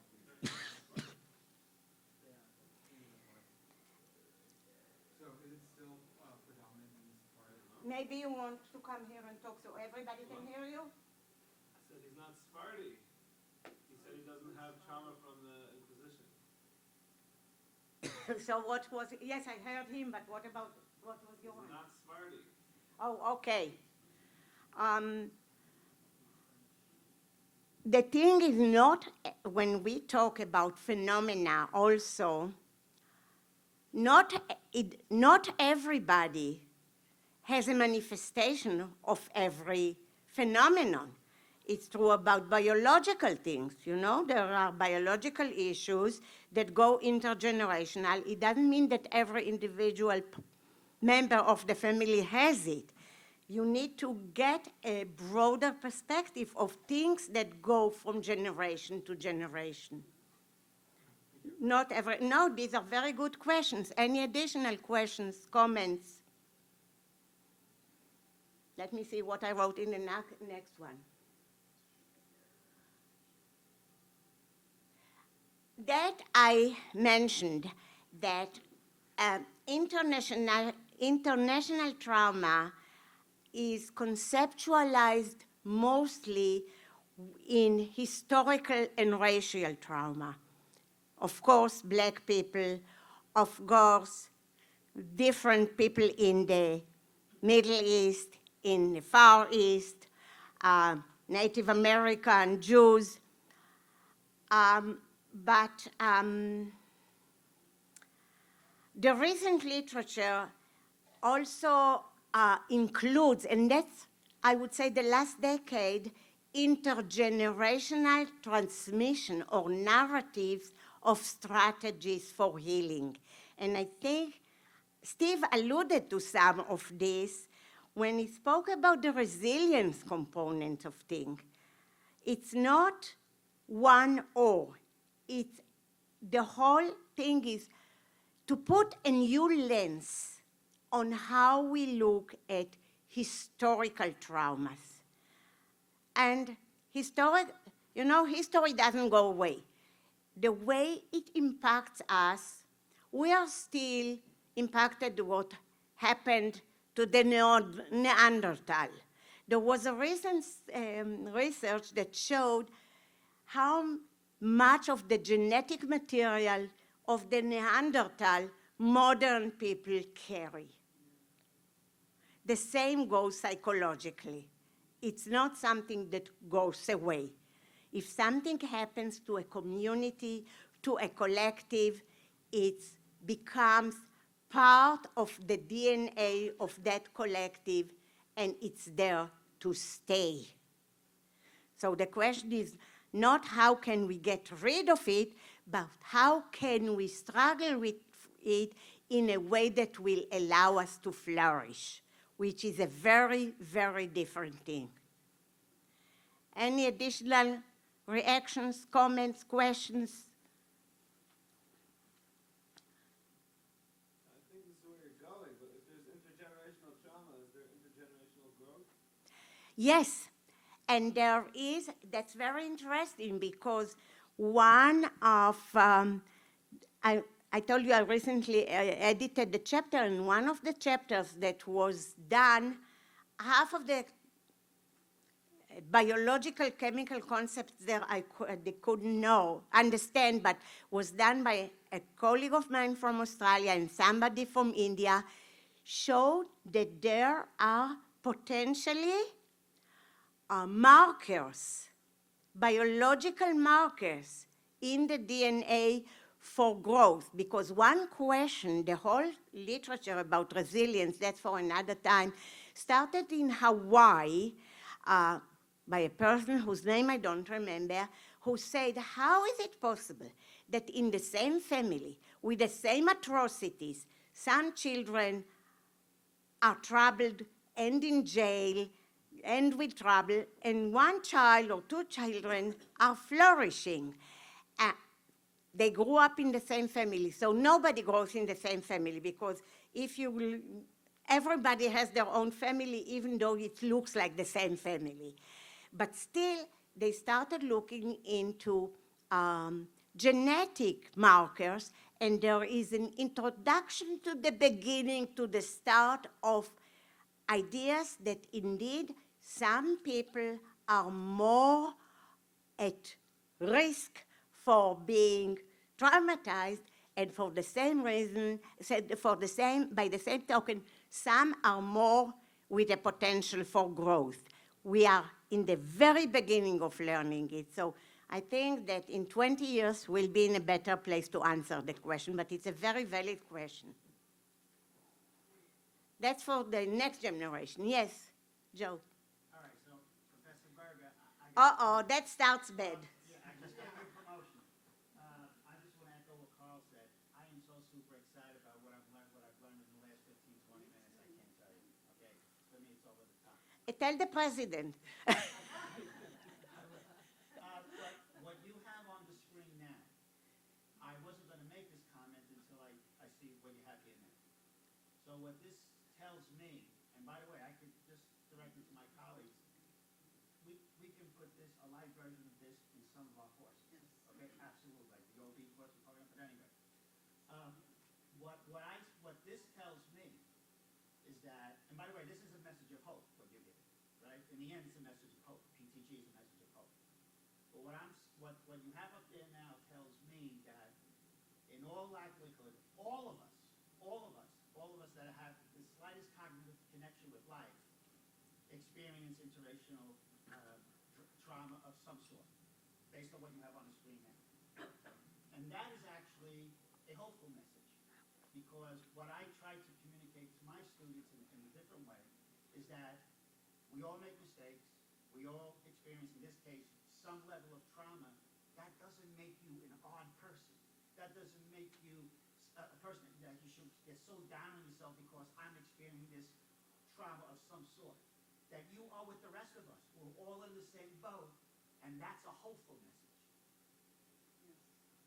Thank you. Absolutely, thank you. I spoke about the research, and I'm also in connection with the time, so I try to respect everybody's time, and I see a lot of yawns here. So I'll see. I think I'll stop here. I think I gave you enough food for thought about, and I'm happy. I also see that somehow the slide before last got screwed up, so I'll fix it. So somehow in the process of transferring from one to another. So I'll fix it and I'll share it with you, and you are welcome to share it with everybody. Can I say anything else to make you unhappy, happy, whatever?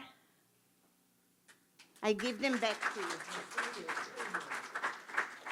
Please don't go away. I don't go, can I go away? What from a you? wonderful presentation. Wait one moment. This most probably is hour 17 for this professor. You must have left your home in Manhattan 5:30 today? Almost 6. Could you imagine what she's like at hour 3, 4, 5, and 6? If she's this way at hour 16?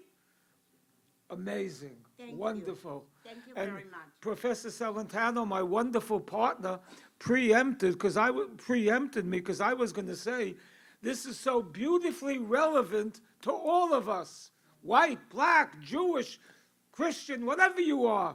We all have some form of trauma. And Joe, thank you for pointing that out. But Thank you. for this hour of well, I should say differently, fabulous any hour, super fabulous at this time. Thank you very much. Appreciate it. My pleasure, our pleasure. Thank you. We're almost near the end, guys. Don't give up. Another 15 minutes or so. You want to take the computer? Okay. I need 2 or 3 minutes to explain something to you guys. You know, all these programs cost a lot of money. Oh, I'm not looking to raise money for you, don't worry.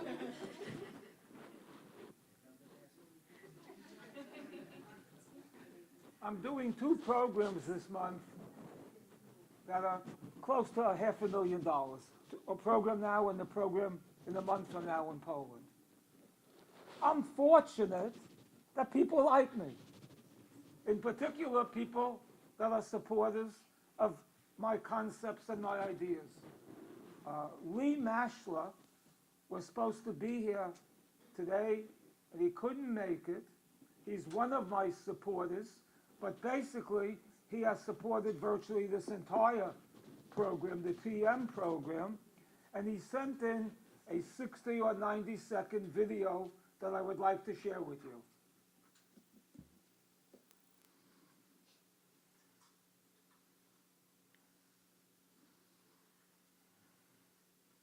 Hello, everybody. Imagine this. 50 years from now, someone walks into a museum and sees an exhibit about our time. What will they say about us? Will they see a world that overcame hatred and division, or one that let history repeat itself? I wish I could be there in person, but I want you to know how truly inspired I am by your essays, your passion, and your commitment to this journey. The Two Museums program isn't just about learning history. It's about shaping the future. By immersing yourselves in the stories of resilience and struggle from both the African American and Jewish communities, you're getting the tools to challenge injustice, build bridges, and lead with purpose. The lessons from these museums aren't just about what happened. They're about what's still happening today. Your voices matter. Your leadership matters. And your willingness to engage in difficult conversations is what will drive real change. I hope this experience strengthens your ability to listen, to understand, and to inspire others. You are the leaders of tomorrow, and I cannot wait to see the impact you all make. Thank you for being a part of this mission, and thank you, David, for your vision and passion to make this a reality.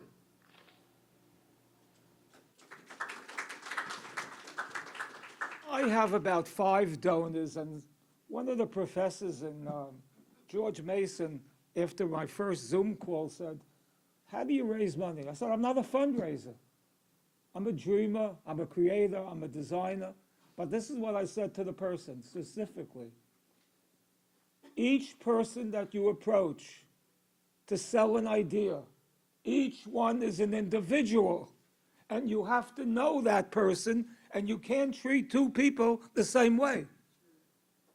So I have 5 people that love my projects, and maybe close to $10 million in the last 10 years. So obviously you saw the meaning of this 1-minute presentation. I'd like to call my partner, my great friend, my associate. There's something special about the 2 of us. We're different, very different, but perfectly blended. He does things I can't do, and I do things he doesn't do. I hope you don't mind my saying that. And yes, without a doubt, I think this is a winning team.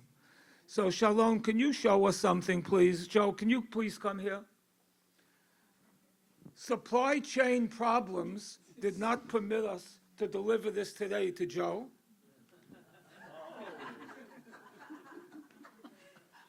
Captain 01 Celentano.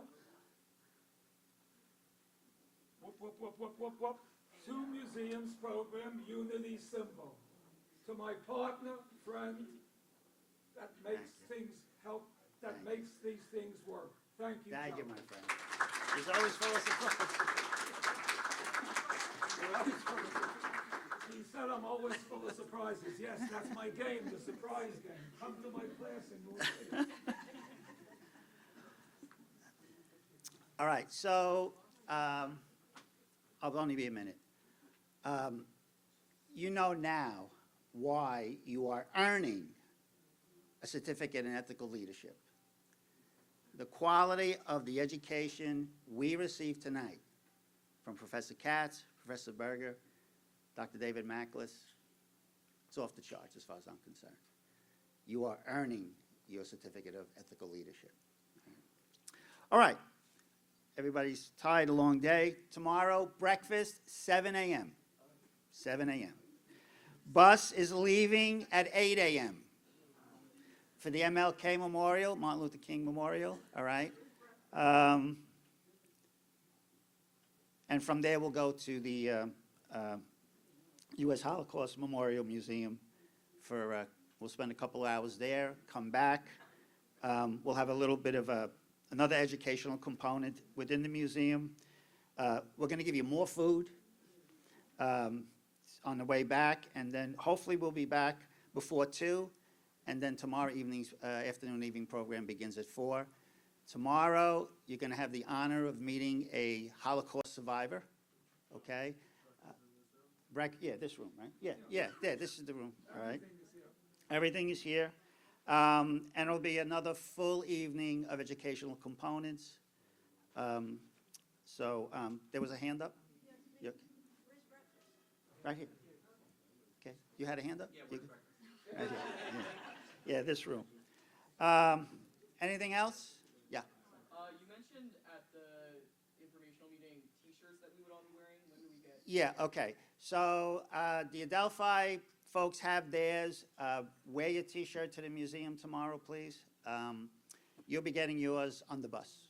All the the other 4 college students from the other 4 colleges, I'll be giving those out to you on the bus, okay? And it's an easy identification marker for us as we're going around. We're going to try to stick together. We're going to come up with some sort of plan to make sure we stick together.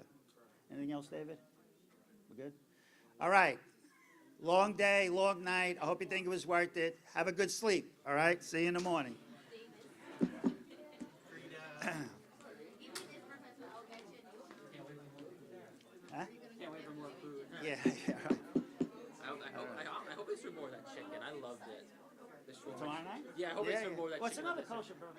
Yeah, so I'm sure there'll be a chicken of some sort. Yeah, unless they do a dairy meal tomorrow night, because you know.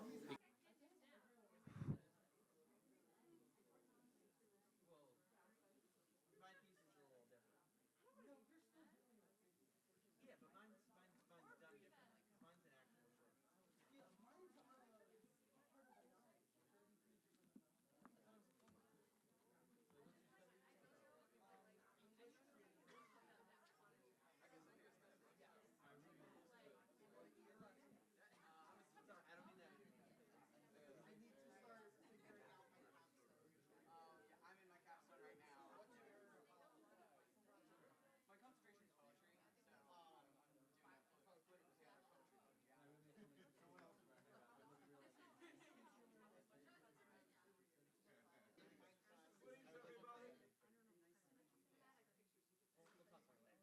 doing I happen to be juggling a number of balls because I'm working with the caterer at the same time, but I'm not too bad as a juggler.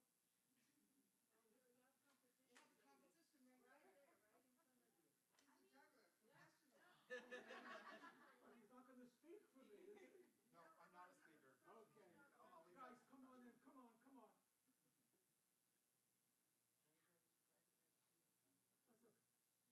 As close as possible. Welcome, welcome, welcome, welcome. I'm not going to look at my notes yet.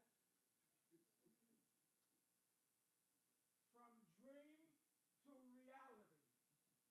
What the hell does that mean?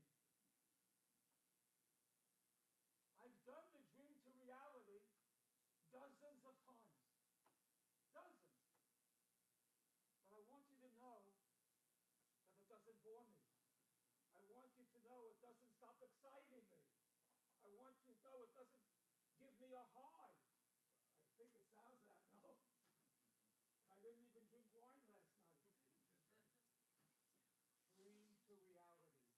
What could be more pleasurable than seeing the results of the dream?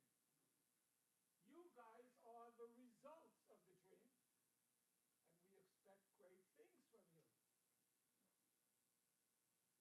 I'll go to my notes in a moment or two. But I don't know if this is, whether it's here or in Poland, when it's after months and months and months and months of first the concept, then first the dream, then the concept, then the development. It's just wonderful to see it coming to life. So again, welcome everybody. And now I'll go to my notes.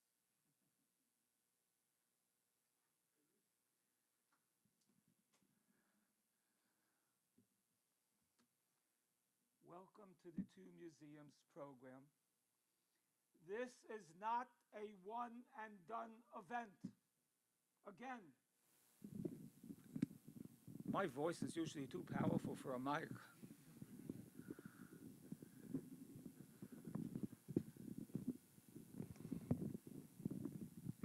Thank you. I could do it without the mic.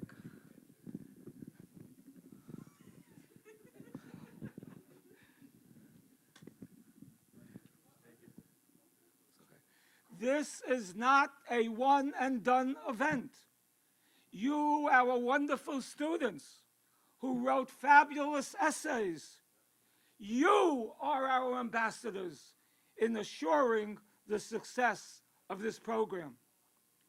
You will be the boots on the ground at your university, in your community, and wherever you might go to combat hatred, intolerance, racism, and anti-Semitism. We all have a platform. Yes, we all have a platform. And by joining this program, you have committed yourself. I'm sorry to say that. You've made a commitment to using that platform to make the world a better place for all humankind. And thank you for shaking your head. Terrific. I love that. Fabulous. Do we all agree that we all have a platform? I should sit down.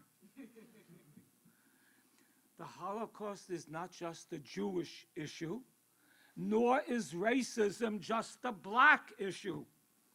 It is essential that we learn from the past by visiting the two museums, the U.S. Holocaust Memorial Museum and the National Museum of African American History and Culture, so that a more tolerant and just society evolves during this time when we are experiencing an epidemic of hate crimes all over the world.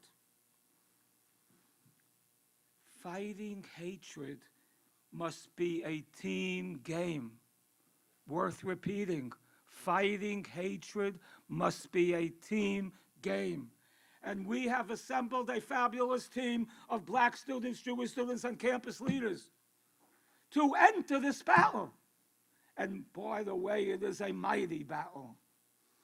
Let me describe to you anecdotally the conception of the program. In June 2021, I was fortunate to be the first recipient at Adelphi of the President's Humanitarian Award. At that event, I said, if this is an award for completing 54 years at Adelphi and for retiring, give it to somebody else. Give it to somebody else. If it motivates me to get more deeply involved in combating racism, anti-Semitism, and all forms of hatred, then I graciously accept. Thank you again. I walked off the stage after receiving the award and was embraced by our chairman of the board. At that moment, I whispered to him a thought, at that very moment. It just came to me at that moment. It came to my mind as I pledged on stage that I will continue to use my platform to make a difference. What was that thought? Guess what that thought was? The Two Museums program was that thought. As I was walking off the stage, crazy, is it not? But look here, it's not crazy. This is our second program, and I'm assuring you, President Ginsburg here knows of my ambitions to make it a national program, and he will help me. Oh, I shouldn't have said that. I take it back, Mark. The Two Museums program was founded at that moment. Fast forward to July 13th, 2023. At that date, July 13th, 2023, a bipartisan congressional caucus on Black-Jewish relations was established.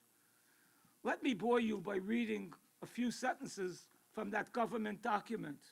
The purpose of the caucus on Black-Jewish relations is to bring together elected leaders from the Black and Jewish communities in a bipartisan fashion to strengthen Black-Jewish relations, bolster mutual understanding, and combat anti-Semitism and racism. Guess what? Guess what? That is what we are doing. And I am pleased to say that we were 2 years ahead of the Congress in recognizing the immediacy of our working together. I have developed numerous programs, I don't want to be redundant, to combat racism, anti-Semitism, all forms of hatred, involving important policymakers. And next month, I'm bringing a group of university presidents to Poland for a 5-day educational seminar.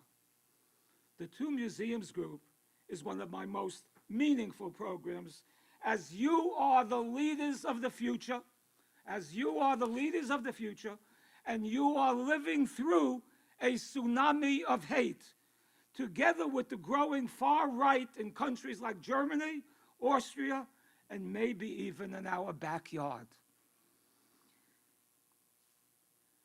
Beware the beginnings. I'll repeat that. Beware the beginnings. We are indeed seeing disturbing beginnings that could spell peril for all of us.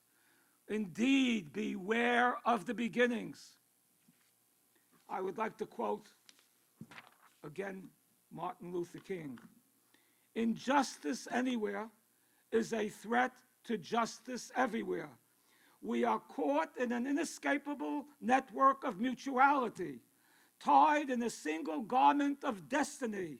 Whatever affects one, listen to that, whatever affects one directly affects all indirectly. Is this quote not so relevant today? I hear in these words, yes, I hear in these words, beware the beginnings. As someone who has spent 24/6 working on this program, together with my fabulous colleague, Professor Celentano, fabulous colleague, I couldn't do it without him. Our skills complement each other beautifully. Spending all this time designing the program, involved in virtually every aspect of the program, including hotels and menu selections, and most importantly, raising the funds for the program, I hope and pray, yes, I hope and pray that your involvement in the Two Museums program is an implicit response to the Martin Luther King quote, and to a quote also by Nobel laureate Elie Wiesel. Action is the only remedy to indifference. Again, action is the only remedy to indifference, the most insidious danger of all. Two museums, united we stand. Two museums, united we stand, is intended to bring us all together to fight all forms of hatred, intolerance, anti-Semitism, and racism. Wishing all of you a very meaningful and inspirational Two Museums experience. Thank you.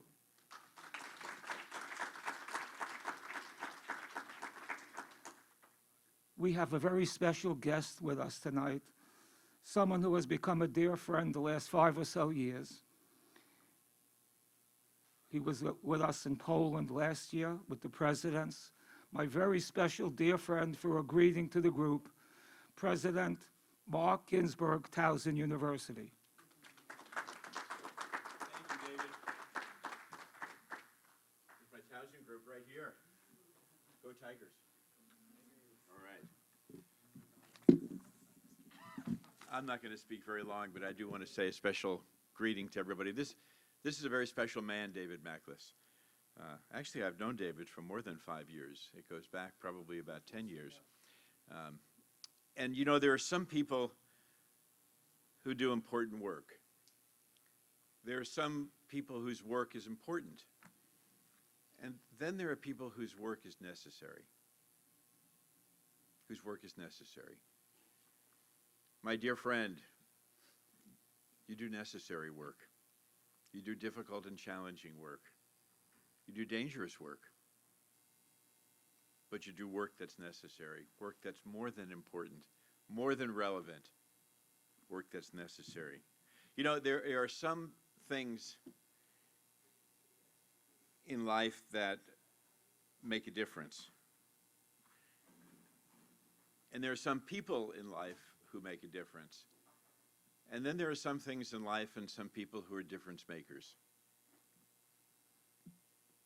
This is a man who's a difference maker, and this program will make a difference. I really believe that, and I have known about this program for a long time. It's why I'm so pleased some of our students from TU are here. It's why the Adelphi students have joined, because you've heard in the past how important it is. Students from Harvard are here too. But this will become a movement that'll spread, because it's a movement that's important, but it's a movement that's necessary. And it's a parallel movement to the importance of learning about history. You're going to learn from a man this evening, from Stephen Katz, who I had the opportunity to learn from last year in Poland for a 5-day seminar, for an experience, Stephen, that for me was transformative, absolutely transformative. I knew about these things. I knew about the Holocaust. I knew about the tragedy of what happened in Europe in the 30s and 40s, before and after. But I never experienced the breadth and the depth and the emotions of what that period in history meant. Stephen Katz helped me to understand something that was important last year, but to be perfectly candid with you, Stephen, is even more important this year. Is even more important this year. So I came tonight because I wanted to spend a little bit of time with my dear friend David and his wife Linda, but also to see Stephen and his wife, who we've learned so much from. And I really do want to thank you, Stephen. Your conversations last year were really transformative. There are challenges that are relevant to today, and there are challenges of today that will be relevant for tomorrow. Tonight, and over the next couple of days, you're going to be learning about some of the challenges that took place in history. You're going to discuss some of the challenges that are endemic to our society today. You're going to have a chance to talk with each other, folks from different worlds, from different backgrounds, from different perspectives. And I ask you to lean into those differences and just understand the importance of understanding difference as a way to create, in effect, sameness. Not because sameness is what we seek, but an understanding of the differences we have can be transformative for making differences into sameness. So I'm going to close by saying that we all have, I think, an important responsibility. I think during this moment in history in our country, during this moment in history in world history, we think about what's going on in Europe, what we think about what's going on in the Middle East. We think about what's going on about 3 miles from here. About 3 miles from here. We cannot sit silently. We cannot sit without thinking about what we can do to understand the lessons of history so that the tragedies of history are not possible to be repeated. Are not possible to be repeated. Over the next couple of days, I ask you to think, to reflect, to consider, to feel the emotion. Last year when I was in Poland, Elaine and I felt an incredible emotion. To feel the emotion, because that will help you to help us. That will help you to help us collectively to be sure that the lessons of history do not become the reality of today or tomorrow. So Stephen, thank you very much for being here. David, thank you for putting this program together. Thank you, our students who are here from several universities, especially, of course, from Towson University. Thank you guys for being here. I hope that you learn a lot. I hope you interact a lot. I hope you're candid with each other.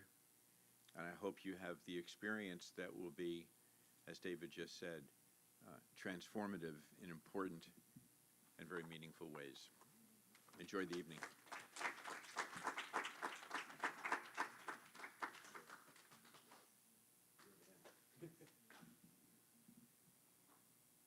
It's good to have friends, I guess.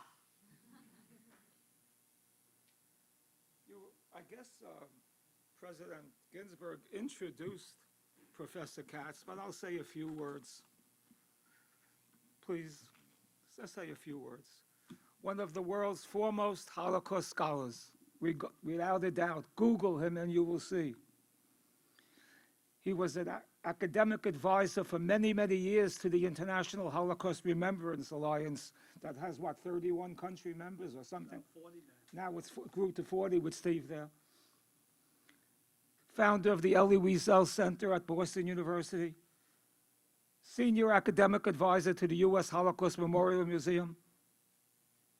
And I'll go on and on. When you walk into Steve's home and you look at his kitchen, on the table is 24 to 30 inches tall, handwritten notes, because he never stops writing. One of his most recent books, a 2-volume book, The Holocaust and New World Slavery, A Comparative History. Of course, I could spend the rest of the night introducing Steve. My dear friend, he's been with me numerous times in Poland and also here in the States. Thank you so much, Steve, and we look forward. Thank you. David, you gotta move that. Yeah, he's coming to move it. He's coming to move it.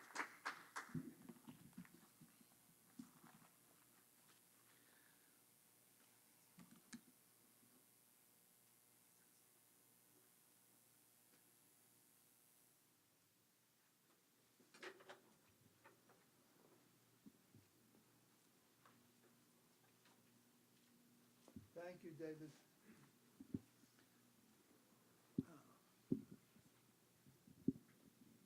Can you all hear me? My voice is a little scratchy, so I apologize in advance. First of all, thank you for the kind words, Mark and David. It's the kind of thing my father would have enjoyed, my mother would have believed. So don't pay too much attention. Let me say, by way of introduction, very important first point. A lot of people, when they do comparative work like you're doing, get involved in situations of comparing A and B, want to score points. And they want very much to compare them in a hierarchical way. X is worse than Y. I plead with you not to do that. And the reason not to do that is there's no way to quantify suffering. There's no way to say if a black mother was more in pain than a Jewish mother in a different circumstance, if a black child was in a worse circumstance than a Jewish child. So please avoid those kinds of comparative ideas that definitely dominate the discussion that we're going to embark on. First, we're going to talk about the Shoah, the Hebrew word for the Holocaust, and then tomorrow night about black slavery. Let me start by saying that the Holocaust is a very unusual thing, in many ways unprecedented in human history. It's a culmination of an ideology based in 19th century racial thought that Hitler took to its apotheosis, that there is a division between peoples, nations, not just individuals, and this difference is rooted in their blood. It's inevitable. For the Jewish people, it's inevitable that they are parasites, that they are a natural disaster waiting to happen, that they are a health hazard. So their elimination is a public health step in the right direction. All the other things people talk about with the Shoah, bureaucracy, technology, the Führer principle, all of them are true.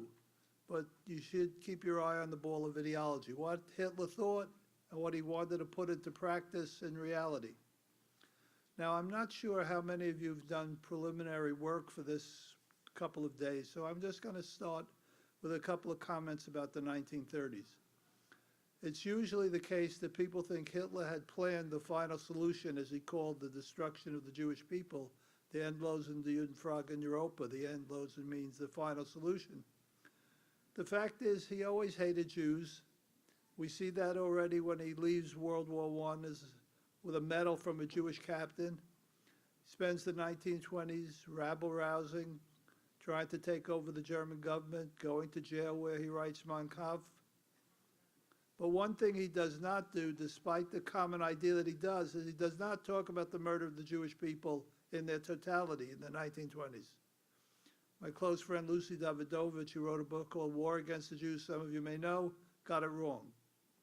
The fact is, in the 20s and 30s, there was no evidence that he was planning the genocide of the Jewish people. This is something that occurs step by step. Once I was at an academic conference, a very funny thing happened. The young man just published a book called The Twisted Road to Auschwitz. He got a message from the bookstore saying the book had arrived. He ran excitedly over to see it. It was the University of Illinois. He said to the person behind the counter, "Could you show me the book?" She took him to the travel section because she didn't realize The Twisted Road to Auschwitz was not a tour book. The fact is, the 30s are important. What happens with Hitler is he takes power in 33, January 30, 33. He slowly but surely passes anti-Jewish laws, especially the Nuremberg laws of September 1935. He then is a circumstance that leads to the Kristallnacht, the burning of the synagogues and all the Jewish stores in Germany in 1938, November 9/10. And then the Rubicon is crossed when he invades Poland on September 139. World War II begins. Now he has a real issue. He has 3.5 million more Jews to worry about. And these Jews don't have 10 years to work it out like the German Jews did. And he has to come to a conclusion about what his plans now are going to mean, and he takes it to concentration camps. You build the first concentration camp, opens in the spring of 1940, and Jews and others, political enemies, mostly on the left, what he called Jewish Bolsheviks, took the place of the population of these camps. They were based on the idea that began with the British and Dutch in the Boer War in South Africa at the beginning of the 20th century, concentration camps. But they're not death camps, though people die in them because of sickness and malnutrition. Then the next step is war with Russia.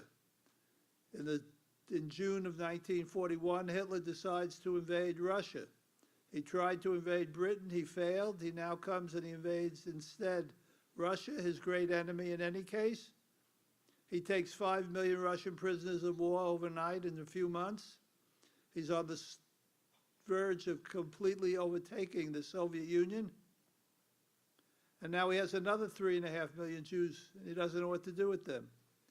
Well, he knew in advance what to do with them. He formed groups called Einsatzgruppen, special murder squads. The term Einsatz means special. And their task was not to ask any questions, not to worry about functional issues like labor, not to see if the Jews had valuable skills that could be employed in the German war economy. These were 4 groups, total of 3,000 men who were told, go and kill. And that's what they did.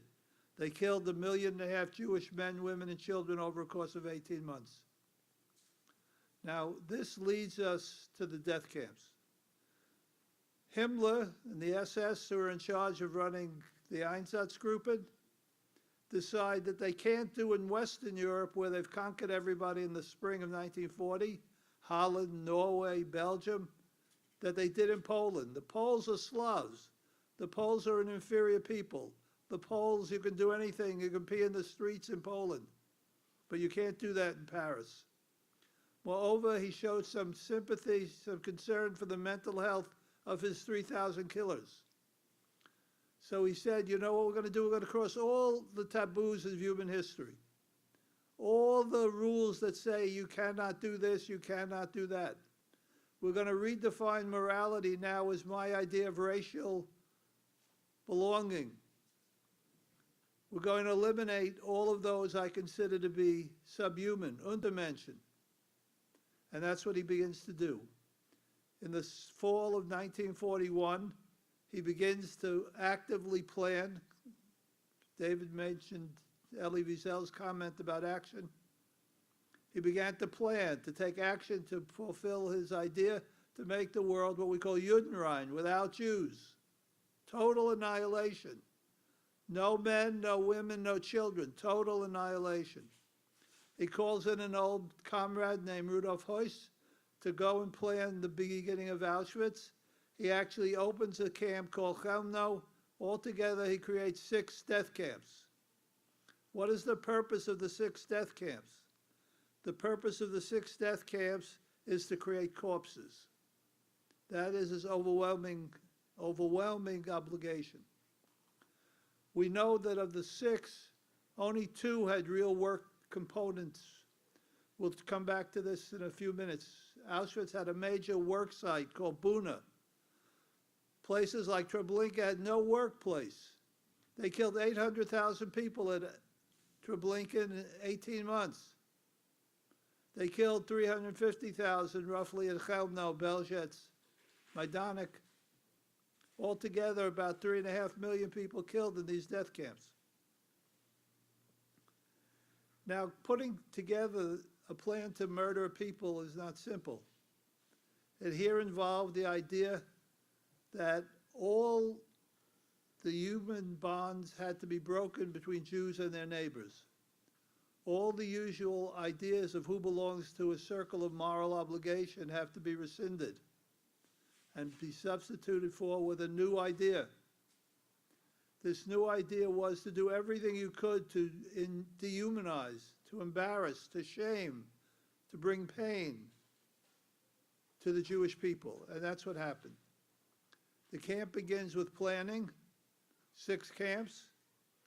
Altogether, at the end of the program, after about a year of planning, operational and other ways, there are 45,000 men, 45,000 men who will be involved in the killing of the Jewish people.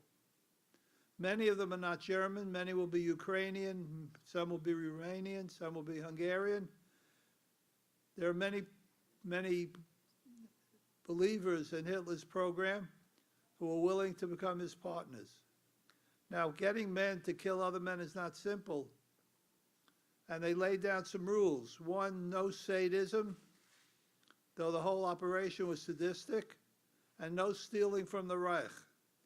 As it turned out, they did not act on the first rule, and sadism, in the most degenerate way you can imagine, marked the daily life in the camps.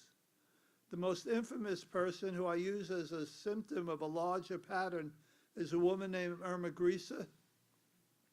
Irma Grieser was a Nazi officer at the camp, or in the women's camp, and she used to get her jollies by sticking test tubes up the anus of Jewish men and crushing it. So the rest of their life, every time they had to make a bowel movement, you can imagine what was involved.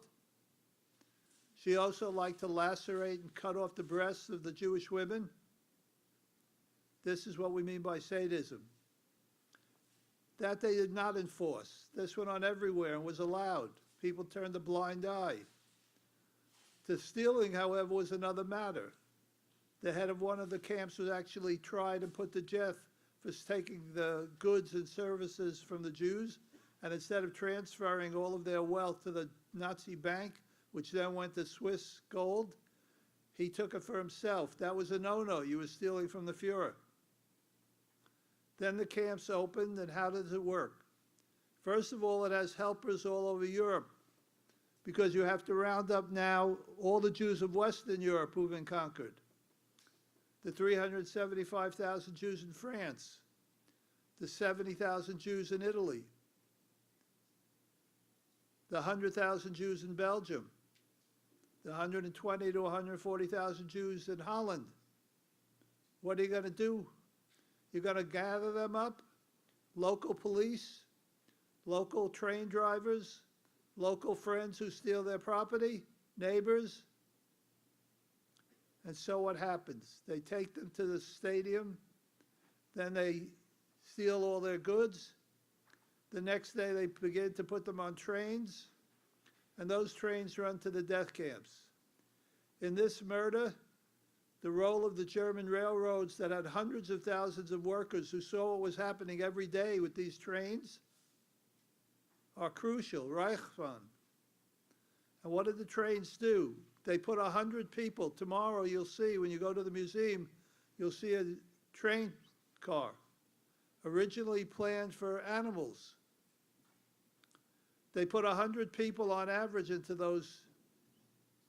The space didn't allow anyone to sit. The space didn't allow the elderly to have a few more inches. The space did not allow children to stay with their mothers. And they told them, you cannot bring anything.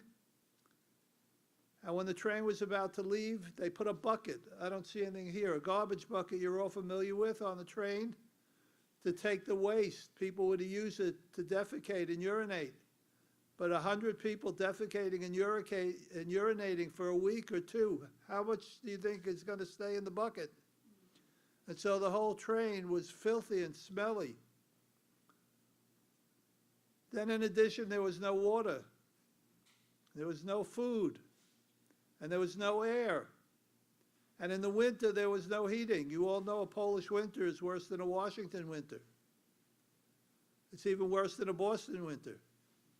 The fact is, this cold left many dead. When trains arrived at Auschwitz, they would open the door of the train and 50%, 70% of the train were dead.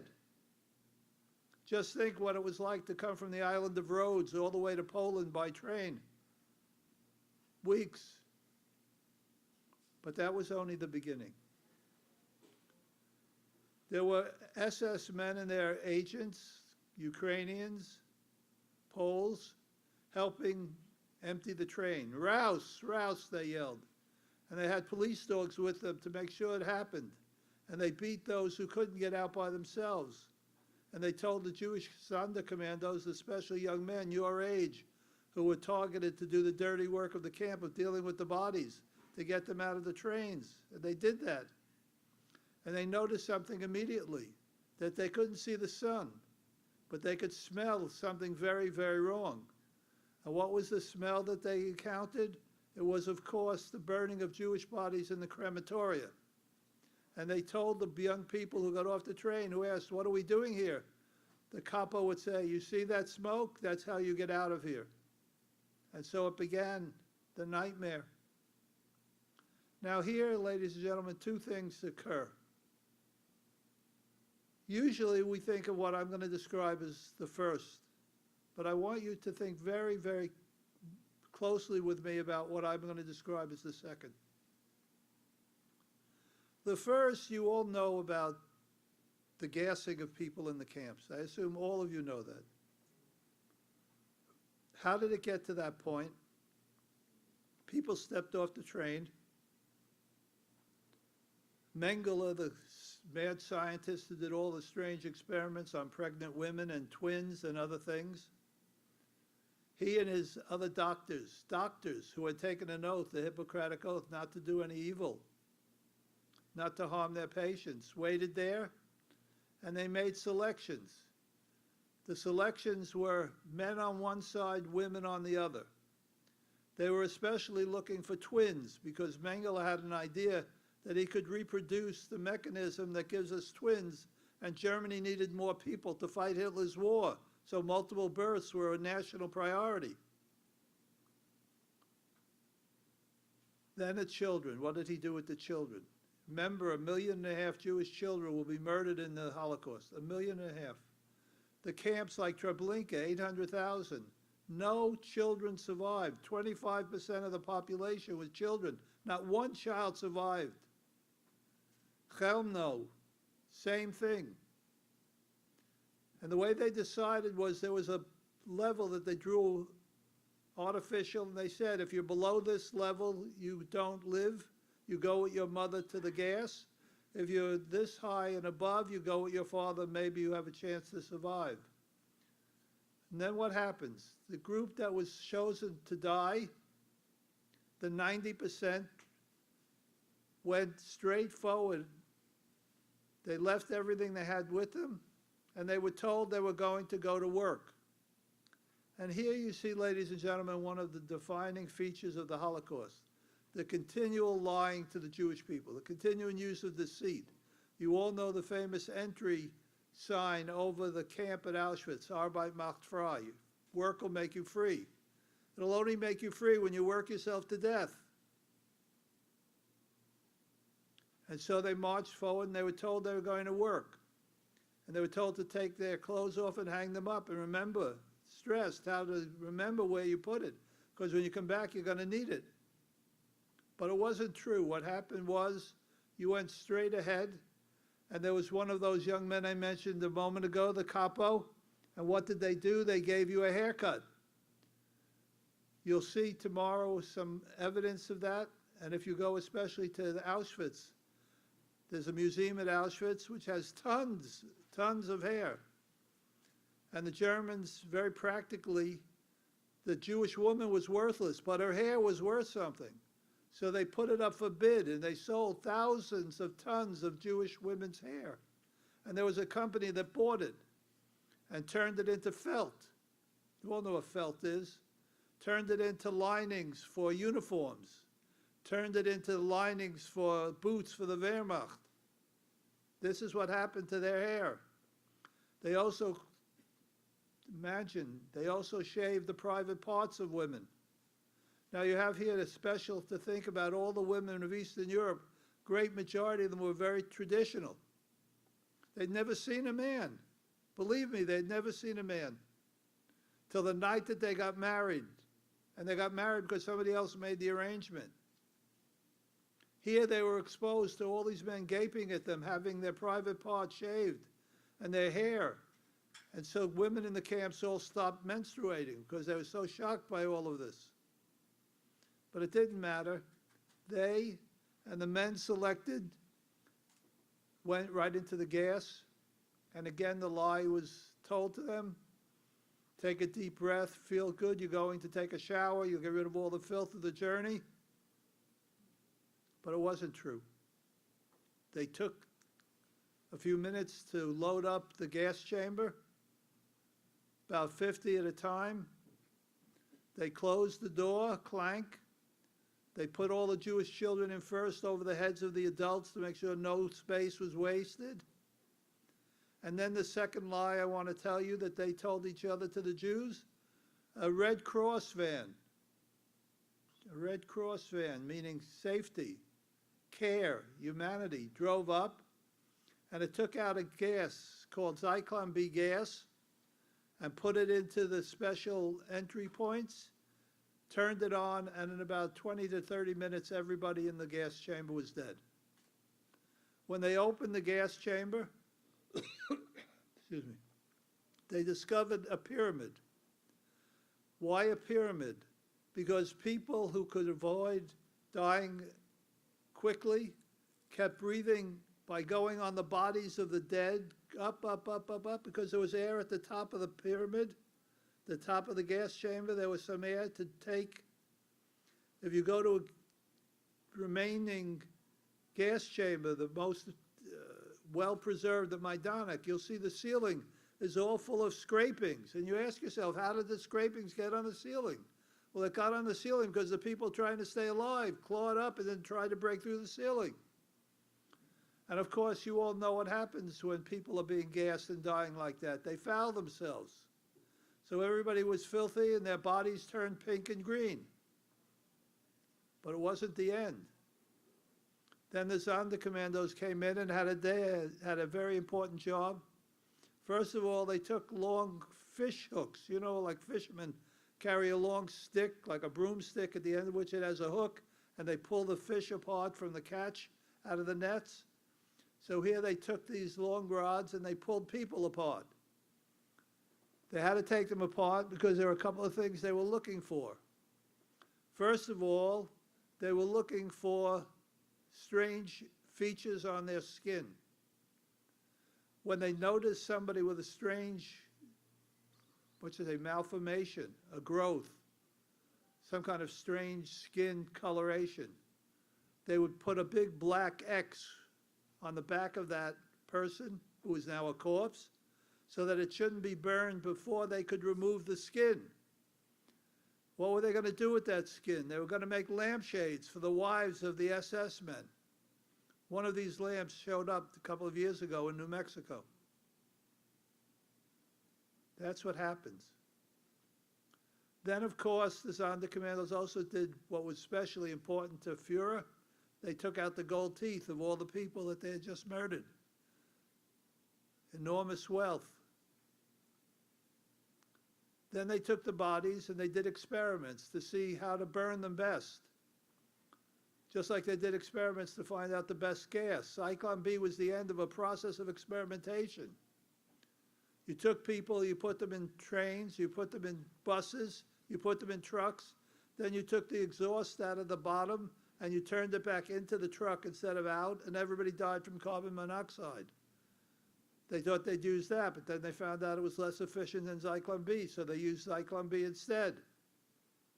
And being German, they did a very interesting thing. You all have in your homes poison.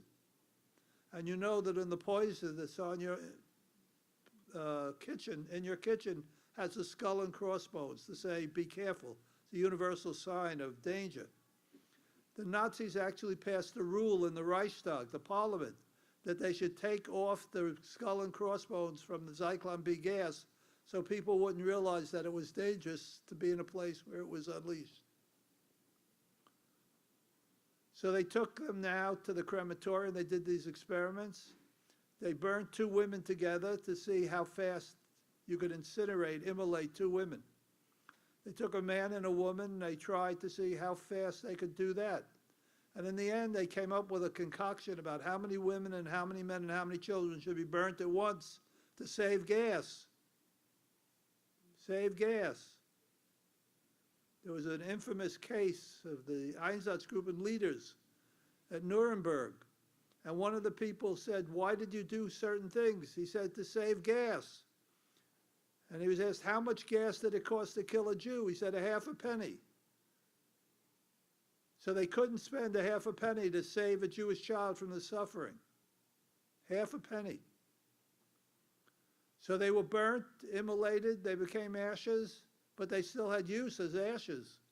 And what kind of use? They took the ash and they shoveled it all over the ground in Silesia, where the camp Auschwitz was, because it was muddy there. So they filled in the ground. That was group 1 that I wanted to call to your attention, and that's the group that we usually think of as the experience of the camp.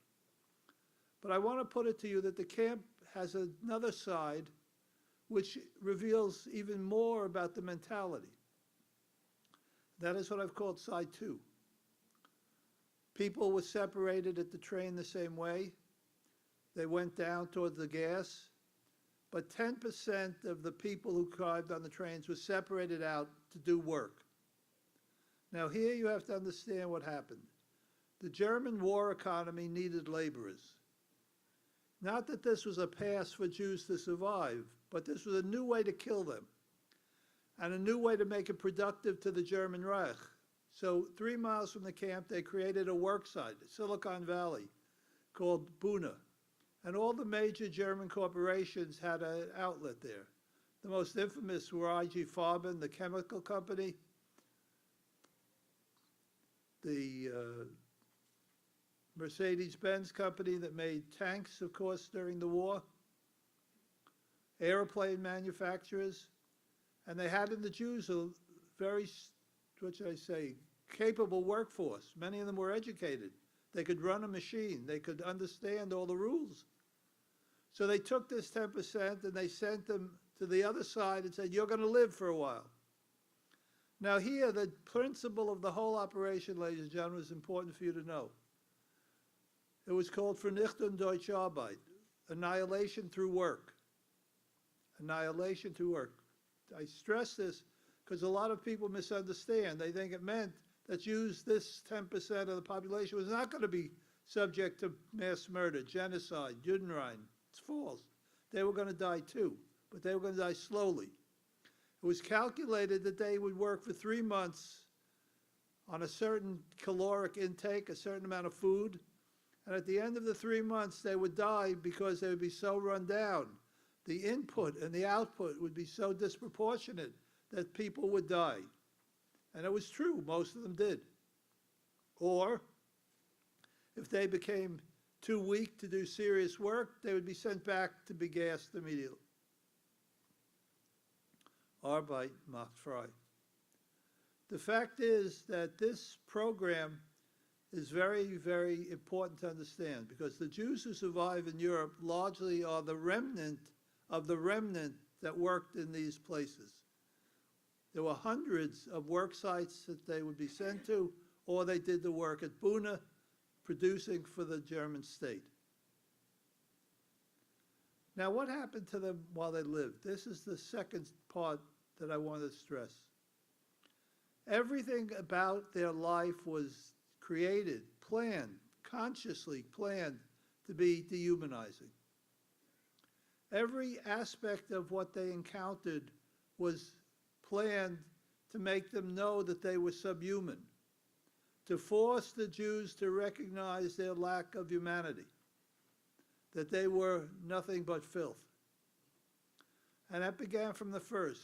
They took these men and women, and instead of leaving their clothes and going into the gas chamber, they gave them real showers because they wanted to get rid of the disease they carried. But of course, the water was cold. They had no soap. It hardly did the job.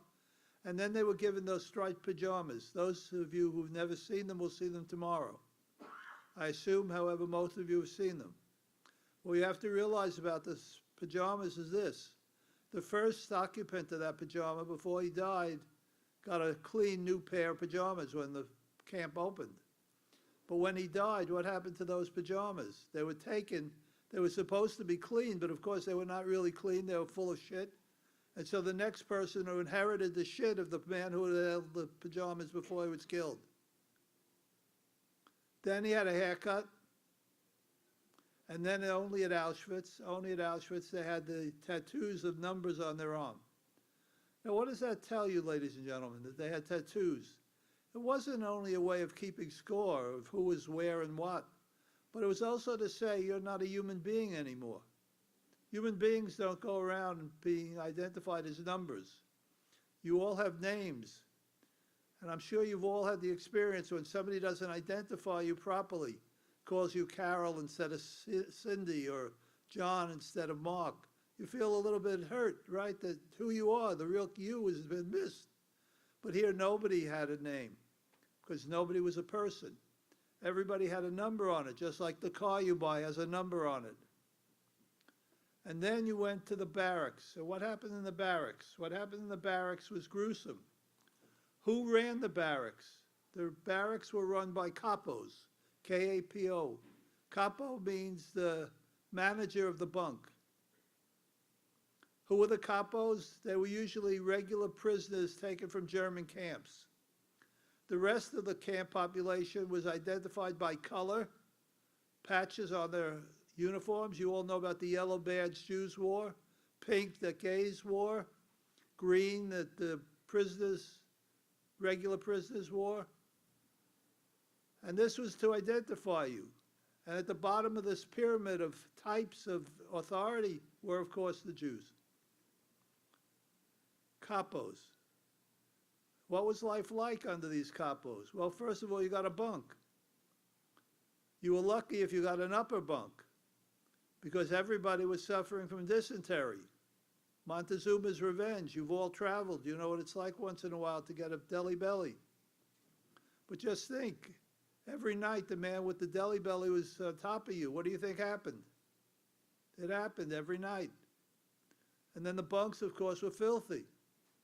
They all were full of manure, filth, defecation. Then the question was, how are they going to feed you? Well, they were going to feed you about 300 calories a day, much of it not real food, sawdust. And so everybody was dying and everybody had that dysentery I mentioned. Then they gave you the pajamas to live in, but no blankets. And so you froze. Then they put on your feet those wooden clogs that you'll see tomorrow. Wooden clogs that look something like the Dutch clog. But there's a difference. These clogs were not made to fit. It didn't matter if you were a size 10 or a size 7. They just handed you a pair of clogs. What do you think happened? Of course, your feet got blisters. So every step you took became an impossibility, a pain. Then they separated you by families. There were no men and women together. Children who were left to live with their fathers. No children on the mother's side, because they were all chosen for annihilation because of their size. Then what happened? The day unfolded with roll call. Now here you have to understand what we're talking about. It's the middle of a Polish winter. You're wearing a pajama with nothing underneath. You have no socks on, and you have the wooden clogs on your feet. The sun comes up at 5:30 or 6 o'clock. You're woken up, fed nothing till lunch. You come out into the courtyard where you have to get into a circle, into a organization of the inmates, and then a Polish capo came around, and he took the numbers. You're number 1, you're number 2, you're number 3. But what happened? In the middle of the winter, this Polish capo who's doing it probably couldn't read and write. He might have lost the count. So it had to start all over again. And even the dead had to be brought out of their bunks. So sometimes it took 3 hours in the cold like that. And of course, all the time as the capos went around, they beat you with a truncheon. So it was an impossible situation. No food, no warmth, beatings. Then you went off to the camps to do your daily work. At the end of the day, you had the same experience. But this wasn't all that took place, ladies and gentlemen. For example, you see the cruelty of it all, not only the sadism I mentioned, but the general cruelty. Think of normal bodily functions, right? Everybody has normal bodily functions, and sometimes it's a little easier than other times, and you go to the facility. Takes a minute more, a minute less. But just think to yourself what happened here. For the most part, there were no toilets in the death camps. Instead, there were big pits. And these were pits that would fill up with human waste. But there were two features that you should note. One was the rule that everybody was on a time schedule.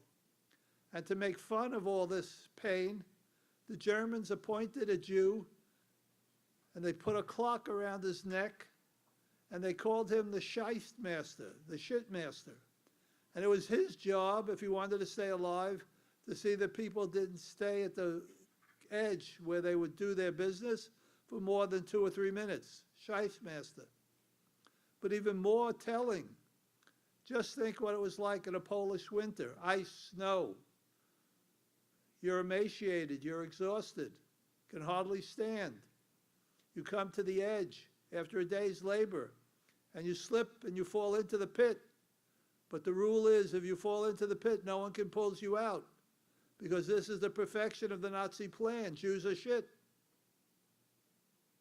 And that's what the story was about, proving that day after day. Then you come back, and what else do you find in the camp? You find curious things. For example, you find brothels. Now, that shouldn't surprise us, given the kind of sexual appetites an army has. But here there was difference. First of all, this brothel had Jewish women against the rule of race science. Race science, you shouldn't intercourse, shouldn't have sexual relations with a Jew. But they had those sexual relations. Almost all the women were raped. But here comes a twist. If you look, for example, at the war in Rwanda, or if you look at the war in Sarajevo, in former Yugoslavia, you'll find there's also been rape. In almost every major war in history, there's rape. But notice what happens in the usual case. The army comes, happened in the American army in Vietnam, and it rapes local women. Then moves on. Next village, next village. But with the Jewish women in the brothels, it was different. Because the brothel in a death camp violated Rassenschande, the law of racial shame, you had to murder all the children. You had to murder all the women. And so here you get this terrible destruction of women and children. Then you get other features of life. First of all, you get the feature of mad medicine. The kind of thing that Mengele, the doctor I mentioned before, is infamous for. For example, he wanted, as I told you, to plan twins. So every birth would be a multiple birth. So what did he do? He stepped forward at the trains, took all the twins, put them in a separate barracks, and then did unbelievably ghoulish things to them. He experimented with their eyes. He experimented with their private parts. He operated 2 and 3, 4 times before he killed the children. Then he experimented with his fellow doctors on women. What was the key to experiments on women? On the one hand, he's trying to reproduce multiple births. On the other hand, he wants to make sure that no Jews are being produced. So what is he going to do to make sure no Jewish women have children? He's going to do experimentation on what? Sterilization. From 1930s all the way to the end of the war, in the death camps you find these strange experiments on Jewish women. For example, he wanted to know what would stop birth, so he did all kinds of ghoulish things. Then he wanted to know if a birth occurred, how long would the baby be allowed to live? So he took the children who had just been born away from their mother temporarily, and he told his assistants to put plaster of Paris over the breasts of the new mother so the baby couldn't feed, and he made a note of how long it took for that child to die without any kind of sustenance. It's in this situation that you have to take account of the Jewish female doctors who were confronted with the idea of killing the baby to save the mother, or killing the mother to save the baby. An impossible situation morally. And many of the Jewish doctors after the war wrote about these events. So you had medical experiments on men as well. For example, they wanted to know about flyers, air pilots. How long would it take if they didn't have oxygen in their plane? So they put Jewish men in a cube, glass cage, and they sucked out all the oxygen, and they made tapes of it. You can find them and see them, how the pain, their lungs are bursting. Then they wanted to know how long it would take to warm up a body that had been in the water. So they took Jewish men and women and they forced them to have sexual relations in front of a group of doctors to see how long the man could be warmed up by a woman, the woman by a man. This is the kind of thing that happened every day. Now, of course, you're all aware that this is shocking. But you have to take account of still something more peculiar. If you were Einsatzgruppen, if you were special murderers, and every day you came to work and you did your work, what did it mean? A new train arrived, you collected the victims, you marched them half a mile to the gas chambers, you took their hair, you gassed them, you took them out, you burned them, you spread their ashes. What do you think would happen after a while? The great sociologist who wrote, what's his name for a moment? He talked about the routinization of charisma. This was routinized. Became a routine for you. You became bored. So what do you think happened when you became bored? You wanted to break the boredom. So for all the rules of the camp, there was one rule in particular that was meant to break the boredom. It was called Sportmachen, making sport. What do you think making sport means? Playing a soccer game? Playing a basketball game? It means killing Jews in variously peculiar ways, even for the camps, to break the monotony. Sportmachen. I don't know how many of you have seen the movie Schindler's List. Have you all seen it? Only a couple? I recommend you go home tonight and take out Spielberg's famous film, because you'll see a scene there which is based on a true event of a commandant from a camp with his daughter next to him.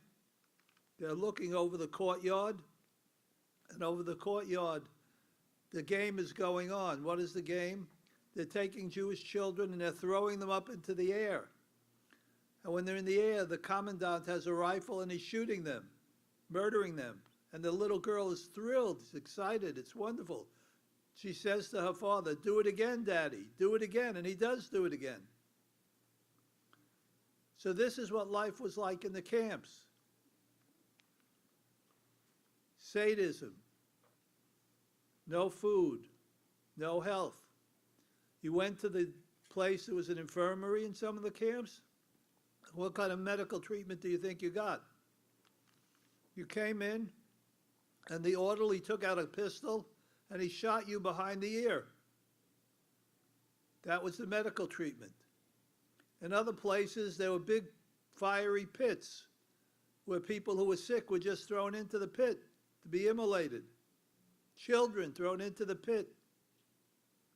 So this is the second side. The people who live would have been better dead, perhaps, because of the circumstances in which the Third Reich put them, created. It's a breaking of all precedents, a breaking of all moral taboos, a plan justified as public health to make the Jewish people disappear. And in these camps, these 6 camps, about 3.5 million people were killed. So Hitler would have come very close to succeeding had the war not ended. The camps were finally overturned in the winter and fall and winter of 1944. Most famous being the event at Auschwitz, where the inmates, the young people who did all that dirty work, finally were able to organize. They took over the camp very temporarily. They destroyed the crematoria. After that, which happened in November, then no one was ever again gassed at Auschwitz. So it was a very important event. But here you see a whole story, and I've had to make short shrift of many things, that reminds you that here you're dealing with something unprecedented, something really quite extraordinary. But I ask you, finally, I repeat my remark, please don't compare. No way to compare the suffering of all the people you're going to study, you're going to learn about in the next 3 days. Thank you.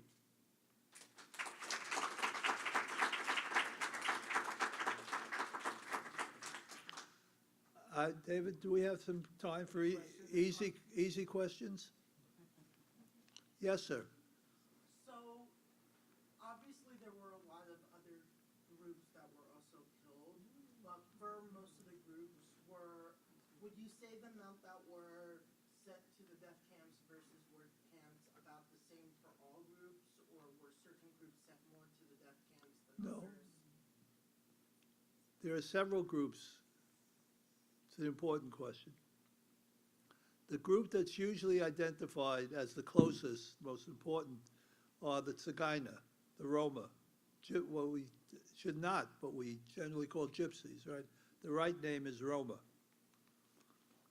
The Roma, to a substantial number, were targeted by the Third Reich. But there was a deep question that confronted the Third Reich, and that is, who are the gypsies? Remember, the killing of the Jews only took place after they had a definition of who's Jewish, and that came from the Nuremberg laws, September 35. And they had all these complicated genealogical charts about grandparents and children and great-grandparents and one parent, and so on. With the Tzigayner, they had a big question too. Who are the Tzigayner? Do you know anything about the history of the Roma?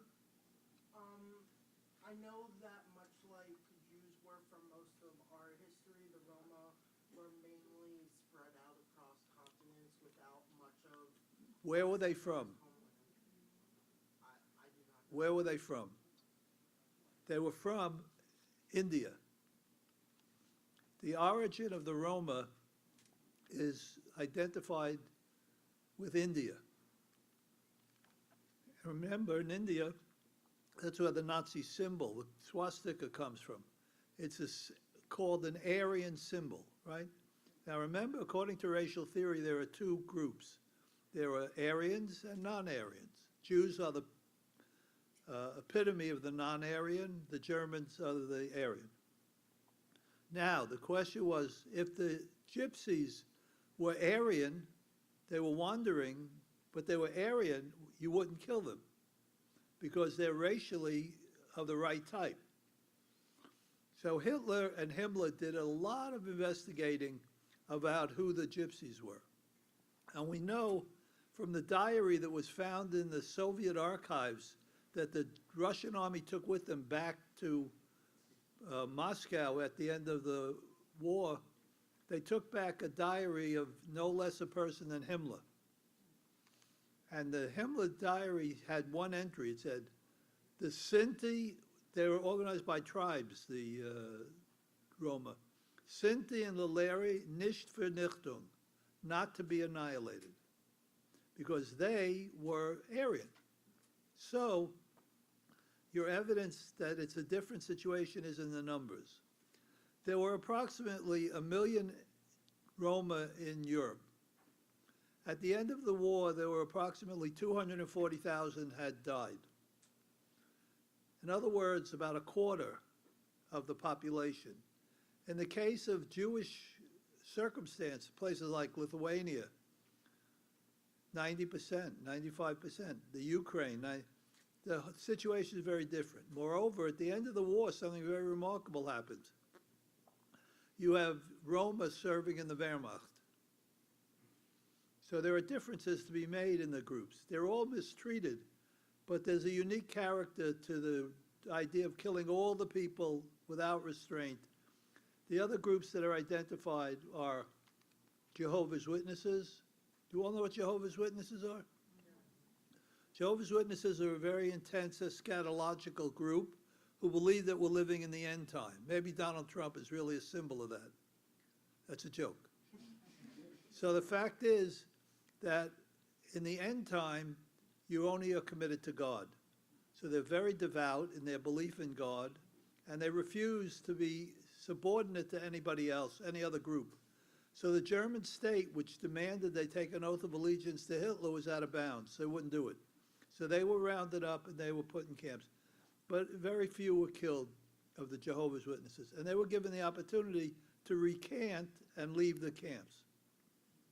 The other group that is often discussed today are the homosexual population. Here, first of all, you have to distinguish, not lesbians. It's an old European idea that lesbians sexually don't have real sex. Because they don't have real sex, you don't have to persecute them the way you have to persecute homosexuals. You persecute the gay population beginning in 1933.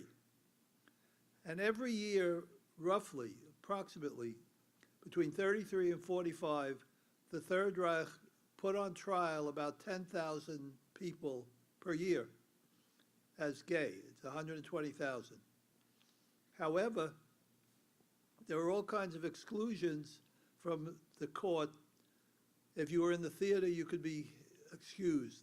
If you were in certain other roles, you could be. So the fact is, as far as we can find the statistical evidence, imperfect as it is, the gay population was about 10 to 15,000 lost out of 150,000.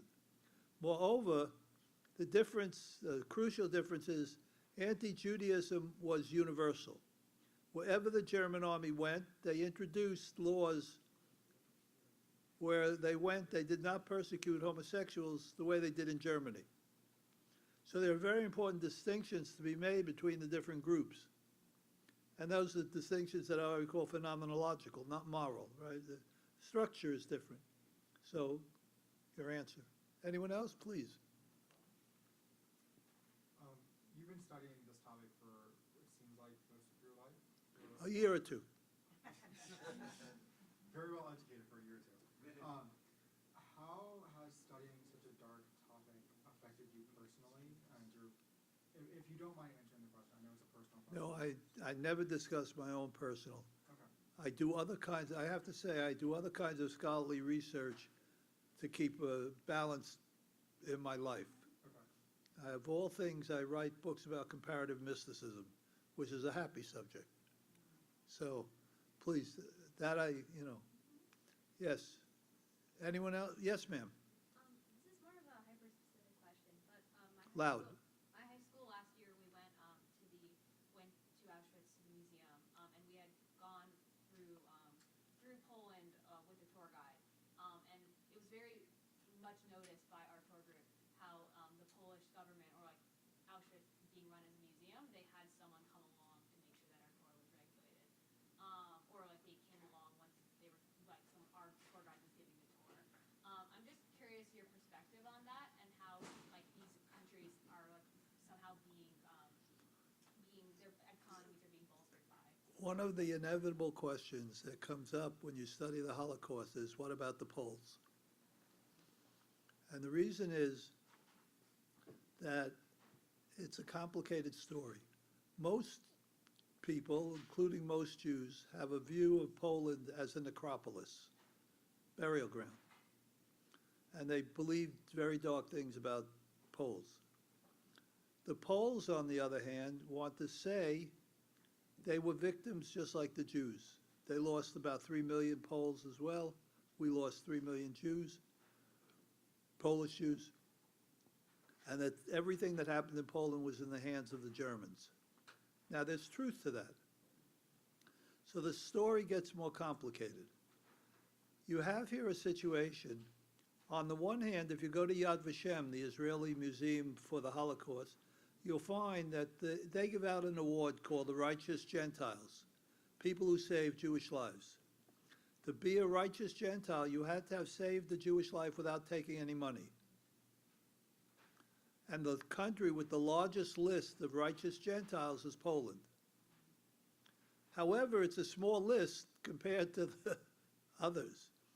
Especially recently, there's a man named John Grabowski from Canada whose father lives in Warsaw, who was originally Polish, and a woman named Barbara Engelkring, who owns a research center, runs a center in Warsaw. And they did a very, very close study of the different provinces of Poland and showed what we knew, namely the local police were deeply involved. Neighbors, a book by a man named Jan Gross, were deeply involved. So the idea that the Poles were deeply partnering the Third Reich is to a large degree true. However, it's also true that the death camps are in Poland because the Germans had so opinion of the Poles. They wouldn't have a death camp in the middle of London, right? So it's a murky issue, and the reason now is Poland has emerged as an economically successful country in the middle of Europe, much more so than a lot of their neighbors. They don't like it when people refer to Polish death camps. That's the usual way we identify, right? And they're right. They're not Polish death camps. They're German death camps on Polish soil with a lot of Polish helpers. So you have to know a lot of the different ways of looking at the material. And that's why when your group was there, where were you from? Like a yeshiva high school, Ramaz. Ramaz, very well-known Jewish day school, middle of New York. The fact is that they wanted to be sure that your tour guide was giving you the right pro-Polish stance. He was explaining to you. They also went, and there was a museum to the Holocaust in Warsaw. They took it over. They fired the director, who they considered too sympathetic, and they put in somebody more nationalist. The big museum in Warsaw, called the Jewish History Museum, I imagine you went there, the director was replaced. So they're trying to make sure that people who aren't Poles and young Poles are getting the right message, which is the Poles were innocent. Of course, it's a simplistic answer, but that's why they did what they did with your group. Thank you all very much. Oh, I'm sorry. Yeah, I just wanted to give the students a chance before I ask. I'm Carl Wilkins. I was in Rwanda during the 1994 genocide against the Tutsi. And so, for 20 years, I've been traveling, telling stories from Rwanda. And we're always wrestling, Professor Katz, and I'm not sure how to answer this question because I also know there's a ton of emotions roiling inside of me right now. And so often I like to have time to journal about something like this. And then I can pick some words and not regret anything I say. But also we heard David speaking, we all have a platform and there's times to sit back and times to sit back. I need your help right now. And I don't know if there's some others in the group too who would need your help. The material you shared was, I don't know how, we're supposed to tell a story like you told in a few minutes. I face that challenge a lot. Here's 45 minutes to talk about the Rwandan genocide. So you try to figure out which parts do you talk about, which parts not, where do we go? And then knowing your audience, and I don't know your audience yet. Well, they're all new to me too. They're lovely Yeah. young people that Yeah, they're they here. are. So far, I'm just like sitting here and I'm in the back listening to all of this. So try not to be too long because there's also the kind of unfortunate situation and timing. We're going to a meal after this. And we're all aware of that, some of us more than others. But anyway, so I'm just trying to get to my question here because you've been doing this for a long time. How do we process? My question is always the amount of graphic material and the amount of people who stood up and courage and strength, which I understand you're speaking about after dinner. Yes. So I know we're not done with this conversation, the conversation going on. So I'm telling myself that too, that's coming. I'm just wondering, in a group this size, there's absolutely no question in my mind that there are people here who have been physically violated, sexually violated, verbally abused in a situation. So things that were shared here would be triggering. I mean, obviously they were for me because I went through a genocide, but I've also have tools like the difference between remembering and reliving. So when I'm triggered at times to relive something, I tell myself, where am I? I'm right here, and I ground myself in the present so that I'm not so triggered into the reliving of those things that I went through, but a way to remember so we can learn from it. So I don't know if I've given enough background to my question. Well, I'm first just of all, asking for your help. it's a very deep question, and I think you have to allow for multiple possibilities. Yeah, There's no one formula I'm going to give you, a rule, and you're all going to go back to your normal circumstances and follow the rule. All of you bring different things to the conversation, and all of you will take away different things. Some of you will be struck by X and others by Y and so on. My own advice to my own students, right, is that they should saturate themselves before making judgments.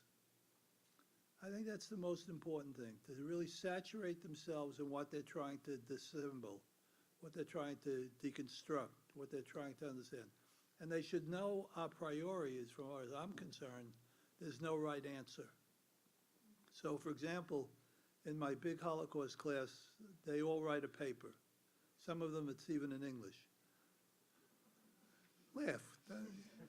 So the fact is, I give them an assignment to read a paper, an essay that appeared in the American Historical Review, and I tell them, I want you to read this paper, and I want you to write your view of anything in the paper, either for what was said or against what was said, knowing that there's no right answer. And that's what I think one needs with a lot of this material.